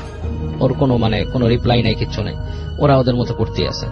তো ও এক পর্যায়ে হাত দিয়ে ছুঁয়ে দেখার চেষ্টা করে যে এটা আসলে ফল নাকি। তো দেখে হ্যাঁ, মানে পুরো হাতটা পড়ছে একটা ফলের মতো। তো সেই টান দিয়ে ছিঁড়ে ফেলে মানে এটাকে, হাত দিয়ে বুঝতে পারতেছে যে এটা একটা আম, একটা হাত মুঠো করে বেশ একটু বড় সাইজের আম। এবং ও ওর গায়ের লোমগুলো দাঁড়া যায় তখন, যে এই যে বাচ্চাগুলো যে দেখতেছে, ও আমটা নিয়ে সামনে যায়, বাচ্চাগুলো কিন্তু ক্রমেই মানে ওর সাথে ডিস্টেন্সটা ওরকম মেইনটেইন হয়ে যাচ্ছে, মানে ও ওদের কাছাকাছি যাচ্ছে না। এবং ও বুঝতে পারে যে এগুলো আসলে কোনো মানে মানুষের শিশু না বা কিছু না, মানে কোনো বাচ্চা না, এটা সামথিং এলস, এরকম একটা জায়গায় এরকম আসার কথা না। তো যাই হোক, ও মানে মনে করে যে পিছন দিকে চলে যাবে কিনা, এরকম ভাবতে থাকে, ভয় পায়। আরো কিছু দূর যখন হাঁটে, তখন হাঁটতে হাঁটতে যে সামনে যায়, দেখে গাছটা পিছে পড়ে গেছে, কিন্তু বাচ্চাদের কোনো আপনার নিশানা নেই, কোনো বাচ্চা টাচ্চা কিছু নেই। এবং আবার যখন ফিরে তাকায়, তখন দেখে পিছনে গাছটাও নাই, আবার সেই রাস্তার মধ্যেই দেখা যাচ্ছে, এবং অন্ধকার আবছা, মানে ওই জায়গায় যে একটা ঘনীভূত অন্ধকার থাকবে সেরকম নাই। তো এই পর্যায়ে ও কিছুটা মানে আপনার ভয় পেয়ে ও আবার হেঁটে ব্যাক করার চেষ্টা করে। তো ব্যাক করে যখন আসতেছে, কিছু দূর আসার পর ফাইন্ড আউট করে যে ওর পাটা পানির ভেতরে, ইটস লাইক মানে আপনার এই পায়ের যে গোড়ালি আছে তার থেকে উপরে উঠে গেছে পানি, আর পানির মধ্যে দিয়ে হাঁটতেছে। এবং একটু পর ফাইন্ড আউট করে পানিটা আরো বাড়তেছে। তখন ও চিন্তা করে আমি কোথায়, তাকায় দেখে যে চারপাশে মনে হচ্ছে পানি, অন্ধকারের মধ্যে বুঝতে পারছে পানি, শস্য শব্দ করতেছে, এরকম অবস্থা। এবং ওর পাশ থেকে পানিটা আরো বেড়ে আসতেছে, মানে ওর হাইটও বেড়ে যাচ্ছে পানির। এবং ওই যখন নাকি পানিটা ওর বুক ক্রস করে ফেলে, সে তখন চিৎকার করা শুরু করে ওইখানে। এবং চিৎকার চেঁচামেচিতে ও দেখে যে একটা পাড়, মানে একটা জায়গা, উঁচু জায়গা, ঢিবির মতো, সেখান থেকে কিছু একটা পেঁচায় নামলো, ইটস লাইক এ সাপের টাইপের হবে, বড় মানে বেশ মোটা টাইপের সাপ টাইপের কিছু একটা অবয়ব এরকম পেঁচায় নামলো পানিতে। এবং এরপরও ফিল করে সাপ যদি পেঁচায় ধরে কাউকে, লাইক সাপ কয়েল করে ফেলে সেরকম কিছু। এবং ও তখন ভাবে যে ও মারা যাচ্ছে, মনের অজান্তেই সে গুহাটা এগুলো পড়ে, এবং তখন সে সেন্সলেস হয়ে যায় সমান। এবং ওর মনে আছে যে ওর সেন্সটা যখন ফিরতেছে, তখন কিছু একটা ছেড়ে চলে গেল, সাপ যখন ছেড়ে চলে যায় সেরকম একটাই। এবং ওর মুখের উপরে কিছু পেঁচিয়েছিল, এবং ওর মুখের উপরে কেউ একজন ঝুঁকে আছে, একটা ছায়ামূর্তি ঝুঁকে আছে, তার চুল টুল এলোমেলো, এবং সে কথা বলতেছে, এই অমুক উঠো উঠো উঠো, নাম ধরে ডাকতেছে। তখন সে উঠে তাকায়, ও ফিল করে যে ও একটা নদীর পাড় টাইপের জায়গায় শুয়ে আছে, এবং মাথার উপরে যে শুয়ে আছে, কণ্ঠ চিনতে পারছে যে ওই যে সাধক ছেলেটা, সে ওখানে শুয়ে আছে। সে বলে, তোমাদেরকে বলছিলাম এখান থেকে চলে যেতে, তোমরা যাওনি, তোমরা এই জায়গায় বসেছিলা, লুকায় আসছো, তুমি কি জানো তুমি কোথায় গেছিলে? তুমি তো নদীতে ডুবে মরে যেতা, তোমাকে আমি উঠে আনার ব্যবস্থা করছি, তুমি এখন থেকে চলে যাও, এখানে আসবা না। এই নদীর অনেক ইতিহাস আছে, এই জায়গাটা ভাঙন ঘটছে, অনেক নদী ভেঙে গেছে, তুমি কিন্তু অন্য জায়গায় চলে গেছিলা, অন্য একটা ডিমেনশনে বা অন্য একটা মানে ওদের ভাষায় যে অন্য একটা জগতে চলে গেছিলা, সেখান থেকে তুমি ফিরে আসছো, তুমি বাসায় চলে যাও, এরকম কোনো কিছু আর তুমি চেষ্টা করবা না কারো কিছু দেখার, আমি যখন বলি সেখানেও আসবা না, খুব খারাপ জিনিস। আর এখন যে বাসায় যাবা পিছন থেকে যদি কেউ ডাকে তুমি শুনবা না। তখন সে উঠে উঠে তার বুক কাঁপতেছিল, সে হেঁটে আসতেছে এবং ও ফিল করে যে পিছনে ওরকম কোলাহল, মানে কেউ কোনো মানুষজন কথা বলতেছে, এই করতেছে, অনেক কিছু ফিল করে। এক সময় এসে যখন নাকি ও এক জায়গায় আসে, যে জায়গায় ওর ফ্রেন্ড রেখে গেছে, দেখো ফ্রেন্ডও নাই, আস্তে ধীরে এসে ব্যাক করে চলে আসে। বাসা আসার পর অনেক জ্বর আসে এবং অসুস্থ থাকে, অনেকদিন সুস্থ হয়। এবং ওই বন্ধুও পরে বলে যে সাথে যে বসেছিল সে চলে গেছিল ভয়ে, ও যখন চলে আসছে চলে গেছিল। সো ওর কাছে এটা একটা মিস্ট্রি তখনও, যে এটা কেমনে সম্ভব, কিভাবে করে সে গেল, কোথায় পানিতে ডুবে গেল, এবং অ্যাকচুয়ালি সে নদীর মধ্যেই হাঁটছিল সামহাও, বা এরকম একটা জগতে চলে গেছিল যেখানে আসলে হয়তো একটা গ্রাম বা কিছু ছিল সেখানে। বাট মজার জিনিস রাসেল ভাই, ও যে আমটা নিছিল সেটা কিন্তু ওর হাতে ধরা ছিল বাড়ি আসা পর্যন্ত। সাবকনশিয়াস মাইন্ডে বা যেভাবে হোক আমটা ধরে রাখছিল এবং আমটা ছিল ওর কাছে, এবং এই আমটা নাকি অনেকদিন পর্যন্ত ঠিক ছিল। এরপর পচেনি, না না না, এই আমটা ছিল। এটাই ছিল story. Okay, thank you so much. আপনার এই বছরের শেষ ভূত এফএমে আপনাকে স্বাগত জানাচ্ছি এবং সেই সাথে জানতে চাই আপনার ঘটনা। থ্যাংক ইউ রাসেল ভাই। আসসালামু আলাইকুম লিসেনার্স। তো আজকে যে ঘটনাটা আমি শেয়ার করতে চাই, প্রথমে বলে নিতে চাই রাসেল ভাই, আসলে অনেক সময় তো অনেক ঘটনা বলে ফেলি অনেক আগ থেকেই। তো আমার ঠিক মনে পড়ছে না আজকে যে ঘটনাটি বলবো যে এর আগে আমি এটা শেয়ার করেছি কিনা, তবে আমার যতদূর মনে পড়ে আমি এটা করিনি। এবার আমি নিয়ে এসেছিলাম, হয়তো সময়ের অভাবে করা হয়নি। তো সেই ঘটনাটি আজকে আমি শেয়ার করতে যাচ্ছি। তো আসলে ভাই, আমি 2016 সালের ফার্স্টের দিকে মানে উত্তরবঙ্গের একটি জেলায়, মানে রংপুরে যাই একটা সেমিনার নিতে। ওখানে যে প্রতিষ্ঠান থেকে আমাকে নিয়ে যাওয়া হয়েছিল, তো সেই প্রতিষ্ঠানে ওই সেমিনার তো 3 দিন ব্যাপী একটা সেমিনার ছিল। তো দ্বিতীয় দিন আমি ওখানকার যে ম্যানেজার আছে তার সাথে কথা প্রসঙ্গে জিজ্ঞেস করলাম যে তোমাদের এখানে কোনো হন্টেড প্লেস বা এরকম কিছু আছে কিনা। তো সে আমাকে একটা ঘটনার কথা বললো রাসেল ভাই। আমি সঙ্গত কারণে মানে প্রতিষ্ঠানটার নাম বলতে পারছি না, এই জন্য আমি দুঃখিত, কারণ এটা আসলে বলাটা ঠিক হবে না। তো ওই ছেলেটি একটি ওই স্থানীয় একটা প্রতিষ্ঠানে সে চাকরি পায়, একজন লোকের সুবাদে ওখানে চাকরিটা পায়। ওখানে তার ডে শিফটের ডিউটি ছিল, নাইট শিফটের ডিউটি ছিল, বেশ নামকরা একটা প্রতিষ্ঠান ওখানে। তো একদিন নাইট শিফটে ডিউটি করার সময় সে তার ওয়াশরুমে যাওয়ার প্রয়োজন হয়।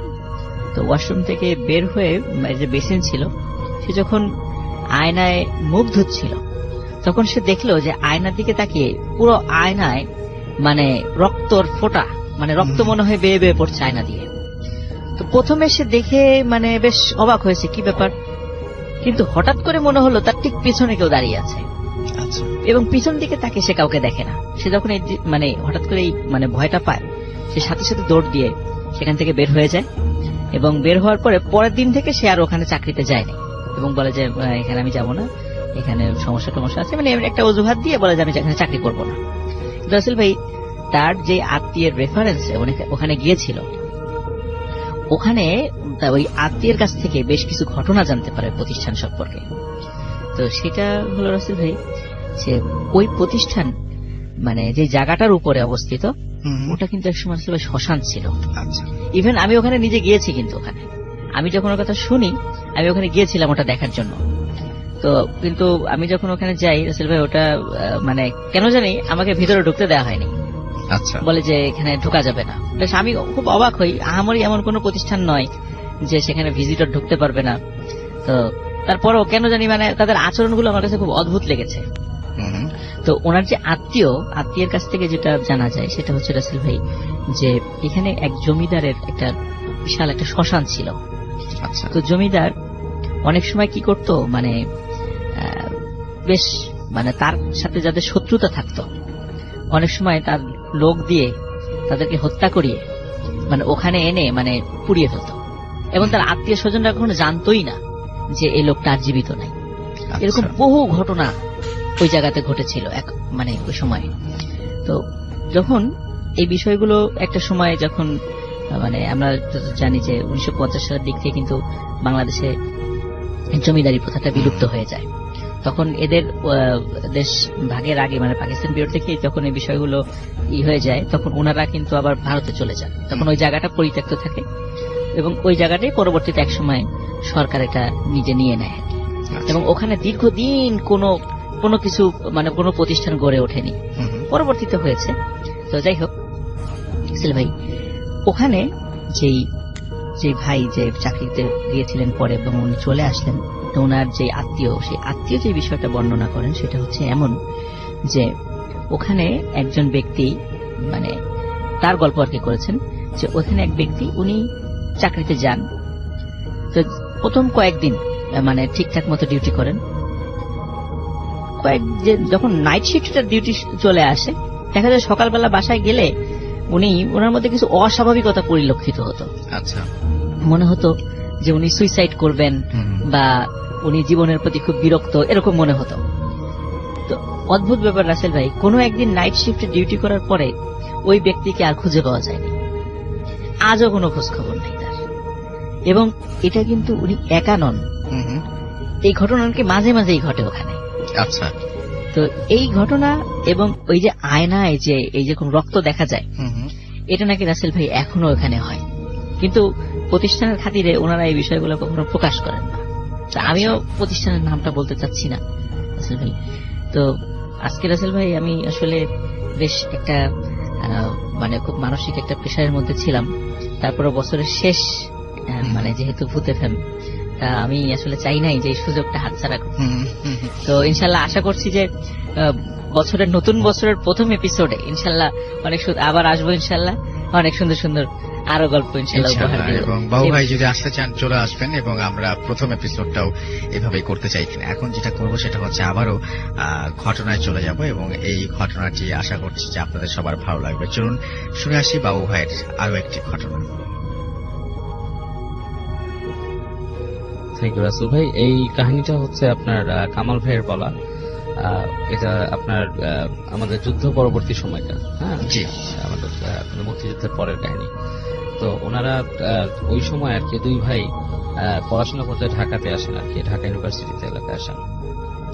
তো থাকার জন্য ওনারা হলে থাকার একটা ব্যবস্থা হয়। তারপরে ওনার বাবা চাচ্ছিলেন না যে ওনারা হলে থাকেন, ওরা যাতে অন্য কোথাও থাকার একটা ব্যবস্থা ওনাদের করে দেওয়ার জন্য ওনার বাবা চেষ্টা করেছিলেন। তো ওনার বাবার বন্ধুর বাসা ছিল হচ্ছে বকশীবাজার এলাকায়। তো ওনার বাবার বন্ধুর বাসা ছিল বকশীবাজার এলাকায় আর কি। তো ওনার বাবার বন্ধু যিনি ছিলেন তিনি ওদেরকে বলেন যে আমার বাসাটা কিন্তু অনেক দিন ধরে আপনার তালা মারা অবস্থায় আছে, হ্যাঁ, এবং বাসাটা আমরা কেউ থাকি না, আমরা যেহেতু বিদেশে চলে আসছি সবাই, এবং একটা পোর্শন সবসময় তালা মারা থাকে। তো তোমার ছেলেরা যদি থাকতে চায় থাকতে পারে, বাট ওইখানে কিছু কিন্তু উপদ্রব আছে। তো বলছে কিসের উপদ্রব আছে? বলে যে না, উপদ্রব হচ্ছে যে ওইখানে মানে ওই অনেকে ভয় টয় পায় আর কি। হ্যাঁ, এখন আচ্ছা ওই জায়গাটার জন্য আমরা খুব একটা ভাড়া দিয়েও রাখতে পারি না, তো ওরা যদি থাকতে পারে থাকুক। এর মধ্যে আবার এই যুদ্ধের সময় নাকি ওই ইরা আর কি পাকিস্তান আর্মি সেখানে থাকছিল, ক্যাম্প করছে দিকে এসে। যাই হোক, তো রাব্বা মনে করে যে এটা স্টিল এ বেটার অপশন, ছেলেকে ওখানে রাখলে এবং নিজেও উনি আসতে পারবেন মাঝে মাঝে, এরকম চিন্তা করে ওই বকশীবাজারের ওই বাসাটার একটা অংশ আর কি। বাসাটা ছিল এরকম যে একটা পুরানো বাড়ি, এবং ওইটা দিয়ে ঢুকলে একটা সিঁড়ি পড়ে হাটের ডান দিকে, যেভাবে কামাল ভাই বলছে আর কি, এবং উঠলে ডান দিক দিয়ে উঠে একটা বারান্দার মতো আছে বাসার সাথে। বারান্দাটা অনেকটা লাইক আপনার ওই যে লোহা এবং দিয়ে বানানো আর কি, ওই মানে লোহার গ্রিল আর কাঠের পাটাতন এরকম দিয়ে বানানো আর কি, এবং ভিতরে গেলে পরপর 3টা রুম আছে আর কি ওখানে। আচ্ছা, এখন ওনারা ওই বাসায় যে পরে ওঠেন আর কি। তো ওই বাসায় যে ওঠার পরে যখন নাকি রুম খুলেন তখনই দেখছিলেন যে বাসার অবস্থা খুবই বিচিকিচ্ছিরি অবস্থা, মানে মাকড়সার জাল টাল হয়ে অনেক যাই হোক, ওনারা দুই ভাই এবং আশপাশ থেকে একটা মানে বুয়া টাইপের এনে বাসাটাকে পরিষ্কার করান। পরিষ্কার করে ওনারা দুইজন ওখানে উঠেন আর কি। তো ওনার ছোট ভাই যে ছিলেন, কামাল ভাই ছোট ভাই তমাল, উনি ওনার থেকে বেশ খানিকটা ছোট, উনি ইউনিভার্সিটিতে পড়ে না, মানে কলেজে পড়ার কথা এরকম বয়স আর কি। তো যাই হোক, ওনারা যখন ওঠেন পরিষ্কার পরিচ্ছন্ন করে ওই বাসাটায়, তো প্রথম দিন থেকেই কিছু একটা সমস্যা ওনারা ফিল করতে থাকেন, যেটা হচ্ছে যে রাত্রেবেলা হলেই মনে হয় রাত্রে 9টা-10টার পর থেকেই কেউ একজন ঘুম করে কাটতেছে বাসার পিছন থেকে। তো ওনারা মনে করে যে এগুলো ডেন্সড এরিয়া, ও পিছনে কোনো বাড়ির বুড়ি টুড়ি কাটতেছে, এরকম একটা উনি ফিল করে আর কি, মনে করে যেরকম। আচ্ছা, এরকম 2-1 দিন যাওয়ার পরে একদিন ওনারা শুয়ে থাকার পরে ওই কামাল ভাই শুয়ে আছে আর কি, উনি দেখতেছে যে ওনাদের যে রুমটা, ওই পাশের যে কর্নারের রুমটা, রাত্রেবেলা অন্ধকার, তখন একদম অন্ধকার হয়ে গেছে, শুধু রাস্তার মধ্যে কিছু আর কি আপনার রিক্সার বেল টেল এরকম শোনা যায় আর কি। তো দেখতেছে হঠাৎ করে যে ঠিক ওই পায়ের কাছ দিয়ে আর কি, উনি যে শুয়ে আছেন খাটের কাছে, পায়ের কাছ দিয়ে কেউ একজন আসতেছে এবং মনে হচ্ছে যে কুজা, মানে লাইক মানে একটা মানুষের বয়সের ভারে যেরকম নুয়ে যায় সেরকম একটা কুজো মানুষ আসতেছে। এবং উঠলে মানে যখন উনি একটু একটা করে পা ফেলতেছে তখন পিঠটা উঁচু হয়ে যাচ্ছে, আবার যখন নাকি পাটা ফেলেছে তখন নিচু হয়ে যাচ্ছে। তো উনি পায়ের কাছ দিয়ে হচ্ছে ধরফড় করেই প্রায় উঠে বসছে বিছনার মধ্যে। আচ্ছা, উঠে তাকায় দেখতেছে যে একটা বুড়া মানুষের মতো অবয়ব, পুজো এরকম করে করে আসতেছে, আস্তে আস্তে এই রুম থেকে ওই রুমে চলে গেল। এখন ওই রুমে যেই দেখতেছে উনি কান্নার শব্দটা শুরু হয়েছে ঠিক ওনার পাশের রুম থেকে, হু হু করে কান্না শুরু করছে। আচ্ছা, হ্যাঁ, মানে একটা বুড়া মানুষের যেরকম নাকি কান্না এই টাইপের। তো ওনার সব গায়ের রুম দাঁড়ায় গেছে এবং ওনার পাশের রুমটাতে কিন্তু ওনার ভাই থাকতো, যে অন্য ছোট ভাই যে তমাল। তো উনি অনেকক্ষণ কিছুক্ষণ শুনছে, শোনার পরে উনি আস্তে করে বিছানা থেকে নামছে, নেমে পাশের রুমে গেছে, যে দেখছে কেউ নাই, কিন্তু বুঝতেছে যে ওনার ভাইটা আছে এবং সে যে জাগা, এই ফিলিংসটা উনি পাচ্ছে যে ওনার ভাই জেগে আছে। এবং উনি তাকায় তাকায় ডাক দেয়, তমাল তমাল, দেখে কোনো শব্দ নেই, হ্যাঁ, গড়গড় করছে। তো উনি করে কি, লাইটটা জ্বালায়, দেখে ওনার ভাই খাটের কোনার মধ্যে জুবুচুবু হয়ে বসে আছে এবং ওনার দিকে এক দৃষ্টিতে তাকায় আছে এবং ঘড় ঘড় করে একটা শব্দ করতেছে, আর তার ভেতর থেকে ঘড় ঘড় শব্দ বেরোতেছে। তো উনি ভাইয়ের এই মানে সাডেন চেঞ্জ দেখে বেশ ভয় পেয়ে যায় এবং ওনার ভাইয়ের সাথে যখন কথা বলতে চায় দেখে ভাই ঘড় ঘড় করতেছে, কথা বলে না এবং মানে অপ্রকৃতস্থ হয়ে গেছে। আচ্ছা, এবং এক পর্যায়ে দেখে যে ভাইয়ের মুখে ফেনা উঠতেছে। আচ্ছা, তো উনি ভাইকে অনেক করার চেষ্টা করে, মাথার মধ্যে পানি টানি দিয়ে এই করে সোজা করার চেষ্টা করে, দেখে এক সময় শরীর খিচকে গেছে পুরো। যাই হোক, এই অবস্থায় উনি বুঝতে পারে না ঘটনাটা কি হয় এবং উনি সকালবেলা উঠেই ওনার বাবাকে খবর দেয়, হ্যাঁ, যে এরকম এরকম অবস্থা, যে সে মানে পোস্ট অফিসে যে ওরকম অসুস্থ হয়ে গেছে, এরকম এরকম ব্যাপার। তো ওনার বাবা ওই মফস্বল শহর থেকে চলে আসেন তার একদিন পরে, এবং এর মধ্যে ইন দ্য টাইম ডাক্তার ডেকে নিয়ে আসছে। কি হয়েছে? ডাক্তার বলে যে কি সিজার আছে নাকি, মৃগী রোগ। বলছে না, মৃগী রোগ নাই, লক্ষণগুলো মৃগী রোগের মতো। এরকম কেন হয়েছে? আচ্ছা। তো ইন দ্য মিন টাইম উনি যখন যায়, ওই আশেপাশের কিছু দোকানের লোকজন ওনাদের সাথে কথা বলে, ওনার সাথে বলে যে আপনারা কোন বুদ্ধিতে এই বাসায় আসছেন, এটা তো খুবই মানে ভয়ের বাসা, এখানে মানুষ থাকে না, দেখেন থাকতে পারে না, তালা মেরে দিয়ে ওনারা চলে গেছে। এখানে মানে খুব খারাপ, ভয় পায় মানুষ আশেপাশে। আমরা নিজেরা ওই বাসার তার কাছে দেখেছি না, রাত্রেবেলা আমরা দেখি ওই গ্রিলের মধ্যে পা ঝুলায় বসে রয়েছে মানুষ, এরকম জিনিস, কিন্তু আসলে সেটা মানুষ না। মানে তার মানে ওই বাসার কেউ না, হ্যাঁ, বাসার কেউ না, মানে মানুষই না, মানে সেটা তারা বুঝে কেউ না, মানুষই না, কারণ তার আচার আচরণে দেখা গেছে উপর থেকে লাফ দিয়ে পড়ছে নিচে, এই ধরনের জিনিসপত্রতে। এনিওয়েজ, তো উনি তারপরে শুনে মানে এই করবো না, বাবা আসা পর্যন্ত ওয়েট করে। তো ওনার বাবা যখন আসে, আসার পরে ওনার বাবা দেখে বলে যে ছেলে তো মনে হয় অন্য কিছু হয়েছে, হ্যাঁ, মানে এটা না। তো ছেলেকে ঘুম পাড়ায় রেখে ওনার বাবা বসে থাকেন। তো এক পর্যায়ে ওনার বাবা রাত্রেবেলা বলে যে আমি ওর সাথে শুচ্ছি, এসে তুমি শো। তো ওই কামাল ভাই ওনার রুমে শোয়, ওনার বাবা ওনার ভাইকে নিয়ে শোয়, অসুস্থ ভাই, এবং সে কিন্তু এখনো ফুল সেন্স একবারও আসে নাই। আচ্ছা, ঠিক আছে, লাইক ঘুমাচ্ছেই সে, এরকম একটা অবস্থা। তো যখন শুয়ে আছে, এরকম রাত হয়েছে, রাত্রে মানে যার যখন ঘুমিয়ে রয়েছে, হঠাৎ করে উনি শব্দ পায় যে ওনার যে রুমের দরজাটা ধাপ করে মানে কেউ একটা ধাক্কা দিয়ে খুলে দেয়, এবং ওনার আব্বা চিল্লায় উঠে বসছে, কে কে কে। এর মধ্যে দেখে যে ওনার ভাই ওখানে পাগলামি শুরু করে দিয়েছে, সে সেন্সে আসছে, পাগলামি প্রলাপ বকতেছে, এটা বলতেছে, গায়ের জোর ওনার আব্বা আটকায় রাখতে পারতেছে না। উনি তখন অনেক কষ্টে ওনাকে রাত্রেবেলা ওর ভাইকে দমায় রাখে এবং একসময় সে সেন্সলেস হয়, এবং সকালবেলা যে ফজরের নামাজের পর একজন হুজুরকে ডেকে নিয়ে আসে এখানে, ওখানে কাছাকাছি এক মসজিদে, বলে যে এখানে একজন পরেজগার হুজুর আছেন, ওনাকে নিয়ে আসলে দেখেন।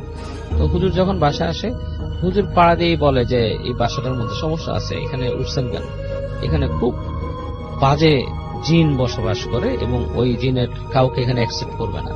এবং ওই হুজুর যখন নাকি বাসায় পাড়া দিচ্ছিল, তখন নাকি হুজুরের পা মোচড়ায় বাঁকা করে দিচ্ছিল, হুজুর ঢুকতে পারেননি। এবং উনি দোয়া পড়ে তারপর ঢুকে বলে যে আপনারা কি আদৌ চান যে এই বাসাটা থাকতে? দুইটা অপশন আছে, একটা হচ্ছে যে আপনার ছেলেকে আমি নিয়ে ঝাড়াই দিতে পারি, তার উপর যে প্রভাবটা পড়ছে সেটা চলে যাবে।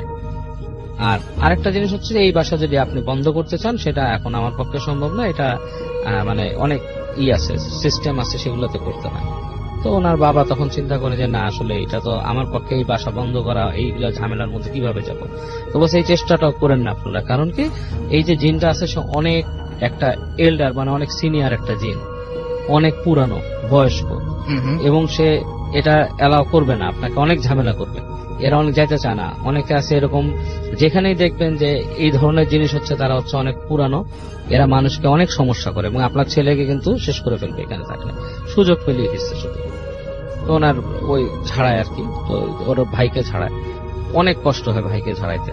রাসেল ভাই তার মানে লাইফ একদমই হয়ে যায়, ভাইকে ওখানে ছাড়ায় এবং আলটিমেটলি অনেক বছর পর্যন্ত ওনার ভাই মানে ওই যে রাত্রে বেরোতে পারতো না, তাবিজটা ক্ষয় হয়ে গেলে তার সমস্যা হইতো, তারপর এই ধরনের প্রবলেম গুলো হতো। এবং ওই আলটিমেটলি ওই বাসা নাকি পরবর্তীতে আমি জানি না এখনো আছে কিনা, ওটা বলছে কামাল ভাই যেটা বলছিল যে বাসাটা এখনো থাকতে পারে, কারণ ওই জায়গায় ডেভেলপার ঢুকে নেই এখনো, সম্ভব না এই জন্য কোথায় হয়তো বলছে যে ওই মানে একটা নির্দিষ্ট জায়গা উনি বলছে ওই জায়গায় গেলে যদি বাসাটা এখনো থাকে তাহলে দেখবা আমার বিশ্বাস ওখানে এখনো মানুষ থাকে না।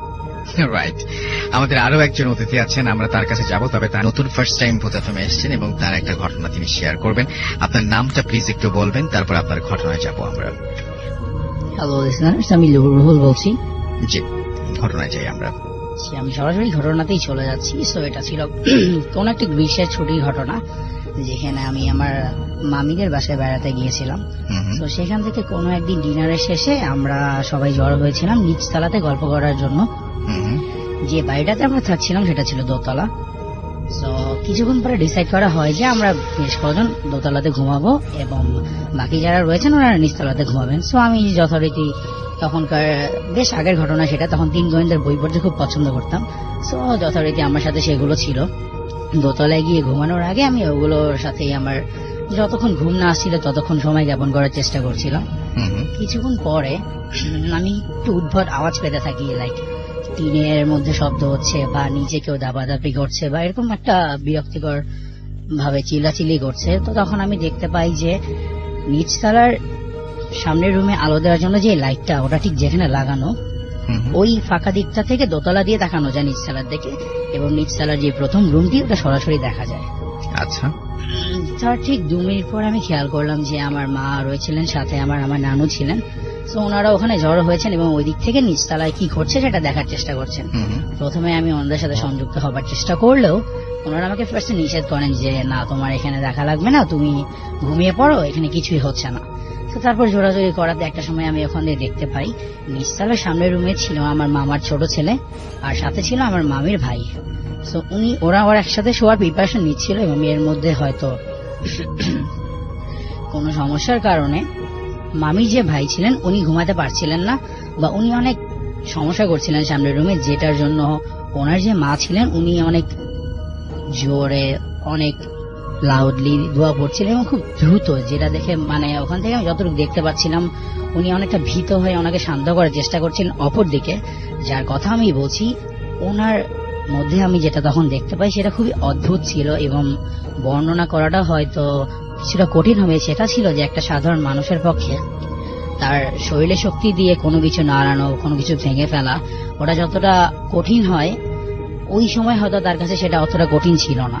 সো প্রথমে আমি যেটা বলতে যাচ্ছি সেটা হলো, উনি যেখানে ছিলেন, যেখানে ওনার ঘুমানোর কথা, তার থেকে 5-6 হাত দূরে তাদের খাবারের টেবিলটা ছিল। সেটা ছিল শক্ত কাঠের, সেই পুরোনো দিনের বানানো একটি টেবিল, যথেষ্ট মজবুত এবং এটা সহজেই হয়তো 5-6 জন মিলে চেষ্টা করলে অত সহজে ভেঙে ফেলা যাবে না। প্রথমেই উনি যে কাজটা করলেন সেটাই আমাকে আজও পর্যন্ত সেই ঘটনাটা মনে রাখতে বাধ্য করেছেন। সেটা হলো তিনি ওনার সামান্য একটি হাত ডান হাতের সাহায্যে টেবিলটা উল্টিয়ে ফেললেন এবং ফেলে দিলেন আপনার বাকাত করে। টেবিলটা তখন খাড়া অবস্থায় ছিল এবং তিনি তখন ওটাকে ওনার শারীরিক অঙ্গভঙ্গি দিয়ে চেষ্টা করছিলেন যে কোনোভাবে ওটাকে যাতে ভেঙে ফেলা যায়। সো আমরা সবাই জানি যে টেবিলে 4টা পা থাকে এবং একটা পা উনি এত সহজে উপরে ফেলেন যেটা কিনা বিশ্বাস করাটা ওই সময় অবশ্যই কঠিন ছিল, যা আজও আমি ভুলতে পারছি না। একটা মানুষের ক্ষেত্রে যতটাই জোর প্রয়োগ করা যায় শরীর দিয়ে, এখানে একটা টেবিলের পা উপরে ফেলা কিন্তু অতটা সহজ না। কিন্তু যেটা আমি দেখেছিলাম সেটা হলো উনি ওনার এক হাত দিয়ে অনেক সহজেই ওই পাটি উপরে ফেলেন এবং কোন রকম জোর জবরদস্তি তার করতে হয়নি, যেটা কিনা ওই সময়ে ওখান থেকে ওটা সাক্ষী হয়ে থাকাটা অনেক কষ্টসাধ্য ছিল আমার জন্য। তারপর ওনার সামনে ছিল পুরোনো দিনের একটা সাদা কালো টেলিভিশন, যেটা কিনা আমরা সবাই জানি যে পুরোনো দিনের টিভিগুলো একটু ভারী আজকালকার দিনের টিভিগুলোর কাছ থেকে। তো তারপর দেখা যায় যে উনি ওটাও ওনার এক হাত দিয়ে ধরে নিয়ে অনেক দূরে ছুঁড়ে ফেললেন এবং ওটাও সাথে সাথে ভেঙে ফেললেন। মোট কথা উনি চাচ্ছিলেন যে ঘরের আসবাবপত্র যেগুলো ছিল ওগুলোকে একটাকে ঠিক না করতে। অপরদিকে ওনার মা তখনও খুব জোরে জোরে ভীতভাবে জোরালো কণ্ঠে জোরে জোরে দোয়া পড়ছিলেন, যদিও তেমন কোনো এটার আচরণ ওনার উপর পড়ছিল না বা কোনো পরিবর্তন আসছিল না। এবং কিছুক্ষণ পরে পাশের রুমে যেই ওনাদের কাছে জিনিসপত্র যে শোকেসটা ছিল উনি ওটাকেও ভাঙার চেষ্টা করলেন, হাত দিয়ে বাড়ি দিচ্ছিলেন, কিছুক্ষণ পর ওটাকে টান দিয়ে ফেলে দিলেন এবং ওটার সামনের দিকে যে কাঁচের গ্লাসগুলো ছিল ওগুলো বিকট শব্দে ভেঙে গেল, পড়ে গেল নিচের দিকে, কিন্তু কোনো কিছুতেই যেন তাকে ঠান্ডা করা যাচ্ছিল না। তো হঠাৎ কিছুক্ষণ পরে আমরা লক্ষ্য করলাম আমরা এরই মধ্যে ওপরে যারা ছিল এর মধ্যে দু একজন নিচে চলে এসেছে কৌতূহল বশত বা ঘটনাটা সামনের থেকে দেখার জন্য, কারণ ওখানে আমাদের সাথে আমাদের ছোট ছোট কাজিনরা ছিল, সবাই অনেকটা ভীত হয়েছিল। আর এই কাহিনীটার বা যে ঘটনাটা আমি বলছি এটার জন্য অবশ্যই কেউ প্রস্তুত ছিল না। তো কিছুক্ষণ পরে ওনার মা যখন অনেক দোয়া পড়ছিলেন এবং উনি অনেক একটা দুঃসাহসের পরিচয় দেন, সেটা হলো উনি দোয়া পড়তে পড়তে পড়তে পড়তে যে শোকেসটা উনি ভেঙে ফেলেছেন ওটার সামনে গিয়ে ওনার কাঁধে হাত দিয়ে আরো জোরে অন্যান্য দোয়াগুলো পড়তে থাকেন, যেগুলো উনি হয়তো বা সবসময় এই ব্যাপারটা অভ্যস্ত। ওখানে যতগুলো মানুষ আমরা ছিলাম ওর মধ্যে শুধুমাত্র ওনার মাকে দেখি মনে হচ্ছে উনি ঘটনাটার সাথে কেমন যেন একটা অভ্যস্ত। হ্যাঁ, ওনার কাজগুলো দেখে মনে হচ্ছে যে উনি একটু নার্ভাস, বাট মনে হচ্ছে যে না, এটাই ওনার দৈনন্দিন জীবনেরই একটা অংশ এবং প্রত্যেকটা সময় ধরে উনি এই কাজগুলোই করে আসছেন, এভাবেই ওনাকে মেনটেন করে আসছেন। সে একটা সময় গিয়ে দেখা গেল যে যার কথা আমি বললাম উনি ঠান্ডা হয়ে নীরব হয়ে একটা জায়গায় স্থির হয়ে প্রায় 2 থেকে 3 মিনিটের মতো দাঁড়িয়ে আছেন, নড়ছেন না, কোনো কথাও বলছেন না বা কোনো কিছুই করছে না, বা কোনো একটু আগে যেই মানুষটা এত আসবাবপত্র ভাঙচুর করছিল বা বাড়ির সবাইকে ভীত করতে যাওয়ার 1 সেকেন্ডও সময় লাগেনি, সেই প্রায় 2-3 মিনিট ধরে নীরব হয়ে দাঁড়িয়ে আছে। তার কিছুক্ষণ পরে ওনাকে আস্তে আস্তে করে ধরে টেনে আনা হলো বিছানার দিকে। একটা কথা বলে রাখা ভালো, ওই বিছানাতেই আমার কাজিন ঘুমাচ্ছিল, আমার মামার যে ছেলে আছে ও ঘুমিয়েছিল ওখানে। ও এইসব কাহিনীর কিছু টের পায়নি বা সেটা পেয়েছে কিনা ওটা হয়তো আমরা আজও বুঝতে পারিনি। ওর মতো ঘুমিয়েছিল, কোনো নড়াচড়া করেনি বা উঠে আমাদের সাথেও যোগ হয়নি। ওর পাশেই ওনাকে শোয়ানো হয় এবং শোয়ানোর কিছুক্ষণ পর থেকে আমরা যেটা শুনতে পাই বা অবশ্যই দেখছিলাম তো সেখানে উনি কথা বলতে শুরু করেন, ওনার মায়ের সাথে কমিউনিকেট করতে শুরু করেন, কিন্তু ওনার যে প্রত্যেক দিনের যে কণ্ঠটা আমরা শুনে থাকি এটা অবশ্যই আমাকে বলতে হবে যে যেই কণ্ঠটা আমি ওই সময় শুনেছিলাম ওটা কিছুটা হলেও পরিবর্তন ছিল, কিছুটা গম্ভীর যদি বলি তাহলে খুব একটা ভুল বলা হবে না। তো সেক্ষেত্রে ওনার সাথে বিভিন্ন বিষয় নিয়ে দেখা যায়, এই যে কিছুক্ষণ আগে আমি বললাম যে ওনার মাকে দেখে বলেছিল ব্যাপারটার সাথে উনি খুবই অভ্যস্ত, এবং দেখা যায় যে উনি বিভিন্ন বিষয় ওনার সাথে আলাপ আলোচনা করতে শুরু করেন এবং একটা সময় গিয়ে আমি যেটা দেখতে পেলাম যে আমাদের নিচ থেকে এমন একটা ইনস্ট্রাকশন দেওয়া হয় যে আমার নানু আছেন, আমার মা আছেন এবং মামি ছিলেন, বড় মামি ছিলেন, ওনাদেরকে এভাবে ইনস্ট্রাকশন দেওয়া হয় যে যাতে ওরা ওনাদের কোনো প্রবলেম থাকলে বা কিছু থাকলে যাতে ওনার সাথে গিয়ে শেয়ার করে। তো আমি যখন কৌতূহল হয়ে আমার পাশে মা ছিলেন, জানতে চাই যে মা কি প্রবলেম হচ্ছে, যে ওনাকে সবাই এইভাবে কেন জিজ্ঞেস করতে যাচ্ছে বা ওনার মধ্যে কি, তখন মা অনেকটা শান্ত কণ্ঠে আমাকে বলেন তুমি এখানে কোনো প্রশ্ন করো না, ওনার মধ্যে জিন আছে, ওনার মধ্যে জিনের আচর আছে, আর যখন এই প্রবলেমটা হয় তখন উনি এরকম করেন, আর ওনার মা তো আছে ওনাকে শান্ত করার জন্য, তুমি কিন্তু নিচে যাও না বলো। তো মার এই কথা শুনে আমিও তো আর আদেশ অবশ্যই অমান্য করার কোনো উপায় ছিল না, বাট যেহেতু ঘটনাটা উপর থেকে আমি দেখতে পাচ্ছিলাম সেই ক্ষেত্রে আমার হয়তো ওই ইচ্ছাটাও জেগে ওঠেনি যে আমি সামনে গিয়ে একবার দেখে আসি। তো একটা সময় যাওয়ার পর দেখলাম যে যখন আমার মাকে ডাকা হলো বা নিচে যেতে বলা হয় তখন মা ওনার সামনে গিয়ে দাঁড়ালো এবং প্রথমেই ওনার মা ওনাকে বলেন যে এই মেয়েটার অনেক প্রবলেম আছে বা আপনি যদি ওর সাথে একটু আপনার সাথে কথা বলার সুযোগ করে দেন তাহলে হয়তো ও সমস্যাগুলো বলতে পারবে এবং যথাসাধ্য সমাধান নিয়ে ও যেতে পারবে, এটা ওর জন্য খুব ভালো হয়। তো যার ঘটনাটা আমি বলছি, যার উপর জিনের আচর আছে সবাই বলেন, তিনি খুব অদ্ভুত ভাবেই ওই সময় আমরা ঠিক যে বাসাটাতে থাকতাম, ঢাকার যে লোকেশনটাতে থাকতাম, ওই লোকেশনটা উল্লেখ করে একটা কথা বলেন আর খুব দরাজ কণ্ঠে বলেন যে ওর তো ঘরে কোনো শত্রু নেই, একটু ভুল বলে ফেলেছি, ওর কথাটা বলেন যে ওর বাইরে তেমন সাবধানতার দরকার নেই কারণ ওর বাইরে কোনো শত্রু নেই, শত্রুটা ঘরে। ব্যাপারটা ওই সময় আমরা যৌথ পরিবার নিয়ে থাকতাম এবং অনেকটা হাস্যকর এবং অনেকটা আক্রমণাত্মক বলা যায় যে কোনো পরিবারের দিকেই, যেটা কিনা ওই সময় সবাইকে একটু ভরকা দেয় এবং তাদের মধ্যে আমিও একটু অবাক হই যে আমাদের, হ্যাঁ যদিও উনি আমার মামির ভাই ছিলেন, বাট হ্যাঁ একটা ভদ্রতার যে সম্পর্ক, হাই হ্যালো এতটুকুই ছিল। ওনাদের সাথে কোনো আমাদের ক্লোজ রিলেশন বা এরকম ছিল না যে কারণে উনি আমাদের বাসার অবস্থা, আমরা কোথায় থাকছি সবসময় বা কোথায় আছি, এই ব্যাপারগুলো জানতে পারবেন। তো কিছুক্ষণ পরে উনি আমাদের পরিবার সম্পর্কে আরো কিছু বিস্তারিত বলেন এবং আমার মাকে কিছু সমস্যার সমাধান দেন, যেগুলো উনি বলতে বলতে একটা সময় সমস্ত ঘটনা আম্মাকেও একটু সুযোগ দেন যে যাতে আম্মা আমার প্রবলেমের কথাগুলো বলতে থাকে। তো একটা সময় গিয়ে আমি দেখলাম যে হ্যাঁ মার ঘটনাগুলো শেষ হয়ে গেছে।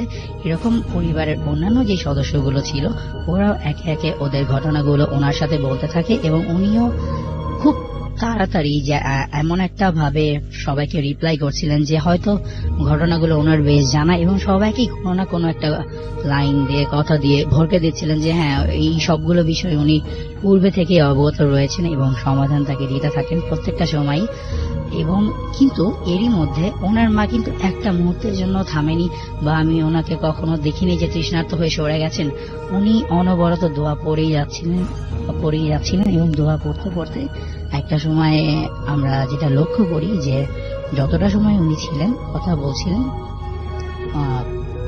কথা বলতে বলতে একটা সময় একটু ব্রেক দেয় এবং উনি আমার যে আবারও আগের কথাটাই ফেরত আসি, আমার যে কাজিনটা ওনার পাশে শুয়েছিল ওনার যে ডান হাতটা ওটা আমার কাজিনের উপর উনি একটু ওনার মা একটু রাখতে শুরু করেন এবং তখন খুব অবাক করে যেই জিনিসটা আমরা সবাই দেখতে পাই সেটা হলো আমার কাজিন, কিন্তু আমি আগেও বলছি এখনো বলছি, ঘুমিয়েছিল। ওর কোনোভাবেই ওটা লক্ষ্য করার কথা না বা কি হচ্ছিল ওটা সে আর খেয়াল করেনি, ও প্রত্যেকটা সময় ঘুমিয়েছিল।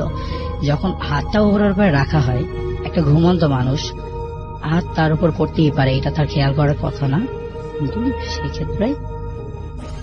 সেক্ষেত্রে হাতটা খুব মনে হচ্ছিল যে একজন জাগ্রত মানুষের উপরে হাতটা রাখা হয় এবং হাতটা রাখা ঠিক সাথে সাথেই ওর হাত দিয়ে ওই হাতটাকে সাথে সাথে ঝটকা মেরে সরিয়ে দেয়, যেটা কিনা অনেক আমাদের সবার কাছে অদ্ভুত লাগে। এবং তার কিছুক্ষণ পরেই যখন সরিয়ে দেওয়া হয়, ওকে ওখান থেকে সরিয়ে আনা হয়, আমার কাজিনকে ওখান থেকে সরিয়ে ফেলা হয় সাথে সাথেই। এবং দোয়া পড়তে পড়তে একটা সময় আমরা দেখি যে হ্যাঁ যার কথা আমি বলছিলাম, যার উপরে আছর আছেন, উনি চোখ খুলেন এবং আমাদের সাথে নর্মাল ভাবেই কথা বলতে থাকেন যে বাড়ি যে আসবাবপত্র ভাঙচুর হয়েছে ওগুলো কিভাবে হয়েছে বা কিছু। এরপর আর আমরা সেই দিন রাতে আর কোনো অপ্রীতিকর ঘটনা দেখতে পাইনি। নমস্কার রাসেল ভাই, আমি জানি আপনি সবসময় ভালোর দলে, তাই আমিও আপনার মতো সবসময় ভালো থাকার এবং সকলকে ভালো রাখার চেষ্টা করি। আমি মিহির, পশ্চিমবঙ্গের কল্যাণী থেকে বলছি। প্রথমেই বাংলাদেশের সকল বন্ধুকে জানাই বিজয় দিবসের শুভেচ্ছা ও আমার আন্তরিক ভালোবাসা। রাসেল ভাই, আমি ভূত এফএম-এর একজন নিয়মিত শ্রোতা। আশা করি ভূত এফএম এইভাবেই বাংলাদেশ সহ ভারতবর্ষ এবং গোটা বিশ্বের যেখানে যত বাঙালি শ্রোতা বন্ধুরা আছে প্রত্যেককেই এইভাবেই একটু হলেও ভয়ের অনুভূতি দিয়ে যাবে। রাসেল ভাই, এবার আমার ঘটনাটা আসা যাক। আমার ঘটনাটা একটু অন্য ধরনের, যা ঘটেছিল প্রায় 30 থেকে 35 বছর আগে আমার টিচারের সাথে। বহু বছর আগে আমার টিচার যখন চাকরি পাননি তখন সে নিজের হাত খরচের জন্য বাড়ি বাড়ি গিয়ে গৃহশিক্ষকের কাজ করত। তো যখন সে প্রতিদিন পড়াতে যেত সে লক্ষ্য করত একটি বাড়ির সামনে একটি বাচ্চা মেয়ে দাঁড়িয়ে তাকে প্রতিদিন লক্ষ্য করে। একদিন পড়াতে যাওয়ার সময় হঠাৎ মেয়েটি স্যারকে ডেকে স্যারের কাছে পড়ার আগ্রহ প্রকাশ করে। স্যারেরও সেই সময় হাত খরচের দরকার ছিল। স্যার বলেন, ঠিক আছে, আমি কাল সকাল থেকে তোমাকে পড়াতে আসব। তখন মেয়েটি বলে, না স্যার, আমার সকালে অসুবিধা আছে, যদি আপনি সন্ধ্যার সময় পড়ান তাহলে আমার খুব সুবিধা হয়। তো স্যার ভাবেন যে ঠিক আছে, চলো, হাত খরচের দরকার। স্যার বলে, ঠিক আছে, আমি পরের দিন বিকেল থেকে তোমাকে পড়াতে আসবো। কথা মতো পরের দিন স্যার মেয়েটিকে বিকেলে পড়াতে আসেন। তো প্রতিদিন সে যখন পড়াতে আসতো, স্যার যখন মেয়েটিকে পড়াতে আসতো, তো মেয়েটি কিছু না কিছু টিফিন রান্না করে স্যারকে খাওয়াতো, প্রতিদিন খাওয়াতো। এটা আশ্চর্যের বিষয় হলো বাড়িটিতে ওই বাচ্চা মেয়েটি ছাড়া আর কোনোদিনই আর কাউকে দেখেননি স্যার ওই বাড়িতে। তো স্যার একদিন আশ্চর্য হয়ে মেয়েটিকে জিজ্ঞেস করলো যে তুমি কি এই বাড়িতে একাই থাকো, তোমার বাবা মাকে তো কোনোদিন দেখি না। তো মেয়েটি উত্তরে বলে যে আমার বাবা মা প্রতিদিন সন্ধ্যের সময় ঘুরতে যায়। তো স্যারও সেটাকে খুব নর্মাল ভাবে নিয়েছিল। এইভাবে 1-2 মাস চলার পর একদিন স্যার মেয়েটিকে পড়িয়ে যখন বাড়ি ফিরছিলেন তখন তার খেয়াল হয় যে তার পেনটি মেয়েটার বাড়িতে ফেলে রেখে এসেছে। সেই সময় একটা ফাউন্টেন পেনের মূল্য অনেকটা বেশি ছিল, অনেকটা দামি ছিল ফাউন্টেন পেন। তখন স্যার মেয়েটির বাড়িতে আবার ফিরে যায় তার পেনটা আনার জন্য। গিয়ে দেখেন মেয়েটার বাড়িতে দরজায় তালা বন্ধ বাইরে থেকে। তো এতে স্যার কিছুটা আশ্চর্য হয়ে যায়। তিনি ভাবলেন যে কিছুক্ষণ আগে আমি মেয়েটিকে পড়িয়ে গেলাম, জাস্ট ফিরতে না ফিরতেই দেখি বাইরে থেকে তালা বন্ধ দরজাতে। তো এতে স্যারের মনের মধ্যে একটু সন্দেহ হয় যে কিছুক্ষণ আগে পড়িয়ে গেলাম। তো যথারীতি তিনি দরজায় ধাক্কাধাক্কি শুরু করেন। অনেকক্ষণ দরজা ধাক্কানোর পর কেউ এলো না। এভাবে অনেকক্ষণ পর প্রতিবেশীরা স্যারের কাছে জানতে চায় যে আপনি এইভাবে দরজা ধাক্কাচ্ছেন কেন। তো স্যার তাদেরকে বলেন যে আমি মেয়েটাকে কিছুক্ষণ আগে পড়িয়ে গেলাম, জাস্ট কিছুক্ষণ আগে এসে দেখি দরজায় তালা মারা। তখন প্রতিবেশীরা জানতে চান যে এই বাড়িতে আপনি কাকে পড়াতে আসতেন, এই বাড়িটা তো দীর্ঘদিন ধরে কেউ থাকে না। তো এতে স্যার এই কথাটা শুনে একটু আশ্চর্য হয়ে একটু ভয়ও পায়। স্যার তখন সবকিছু খুলে বলেন যে আমি এই বাড়িতে পড়াতে আসতাম মেয়েটাকে, একটা মেয়ে থাকতো, বাবা মা তার দেখিনি কোনোদিনও, প্রতিদিন রান্না করে খাওয়াতো। তো যাই হোক, তারপর পাড়ার সবাই মিলে ঠিক করা হলো যে পুলিশকে ডাকা হোক। কিছুক্ষণের মধ্যেই পুলিশ হাজির হলো। তারপর পুলিশ এসে সেই বাড়ির দরজাটি ভাঙলো। ভেঙে পুলিশ, স্যার এবং পাড়ার সকলেই বাড়িতে সে বাড়িটার মধ্যে ঢুকলো। বাড়িটার মধ্যে ঢুকে দেখে ঘরের মধ্যে কিচ্ছু নেই, গোটা বাড়ি ফাঁকা, শুধু মাঝখানে একটা পড়ার টেবিল, আর সেই পড়ার টেবিলের ওপর স্যারের সেই পেনটা। তো রাসেল ভাই, এই ছিল আমার স্যারের সাথে ঘটে যাওয়া একটি ঘটনা। ভালো লাগলে প্লিজ সবার সাথে শেয়ার করবেন, আর সবাই ভালো থাকবেন।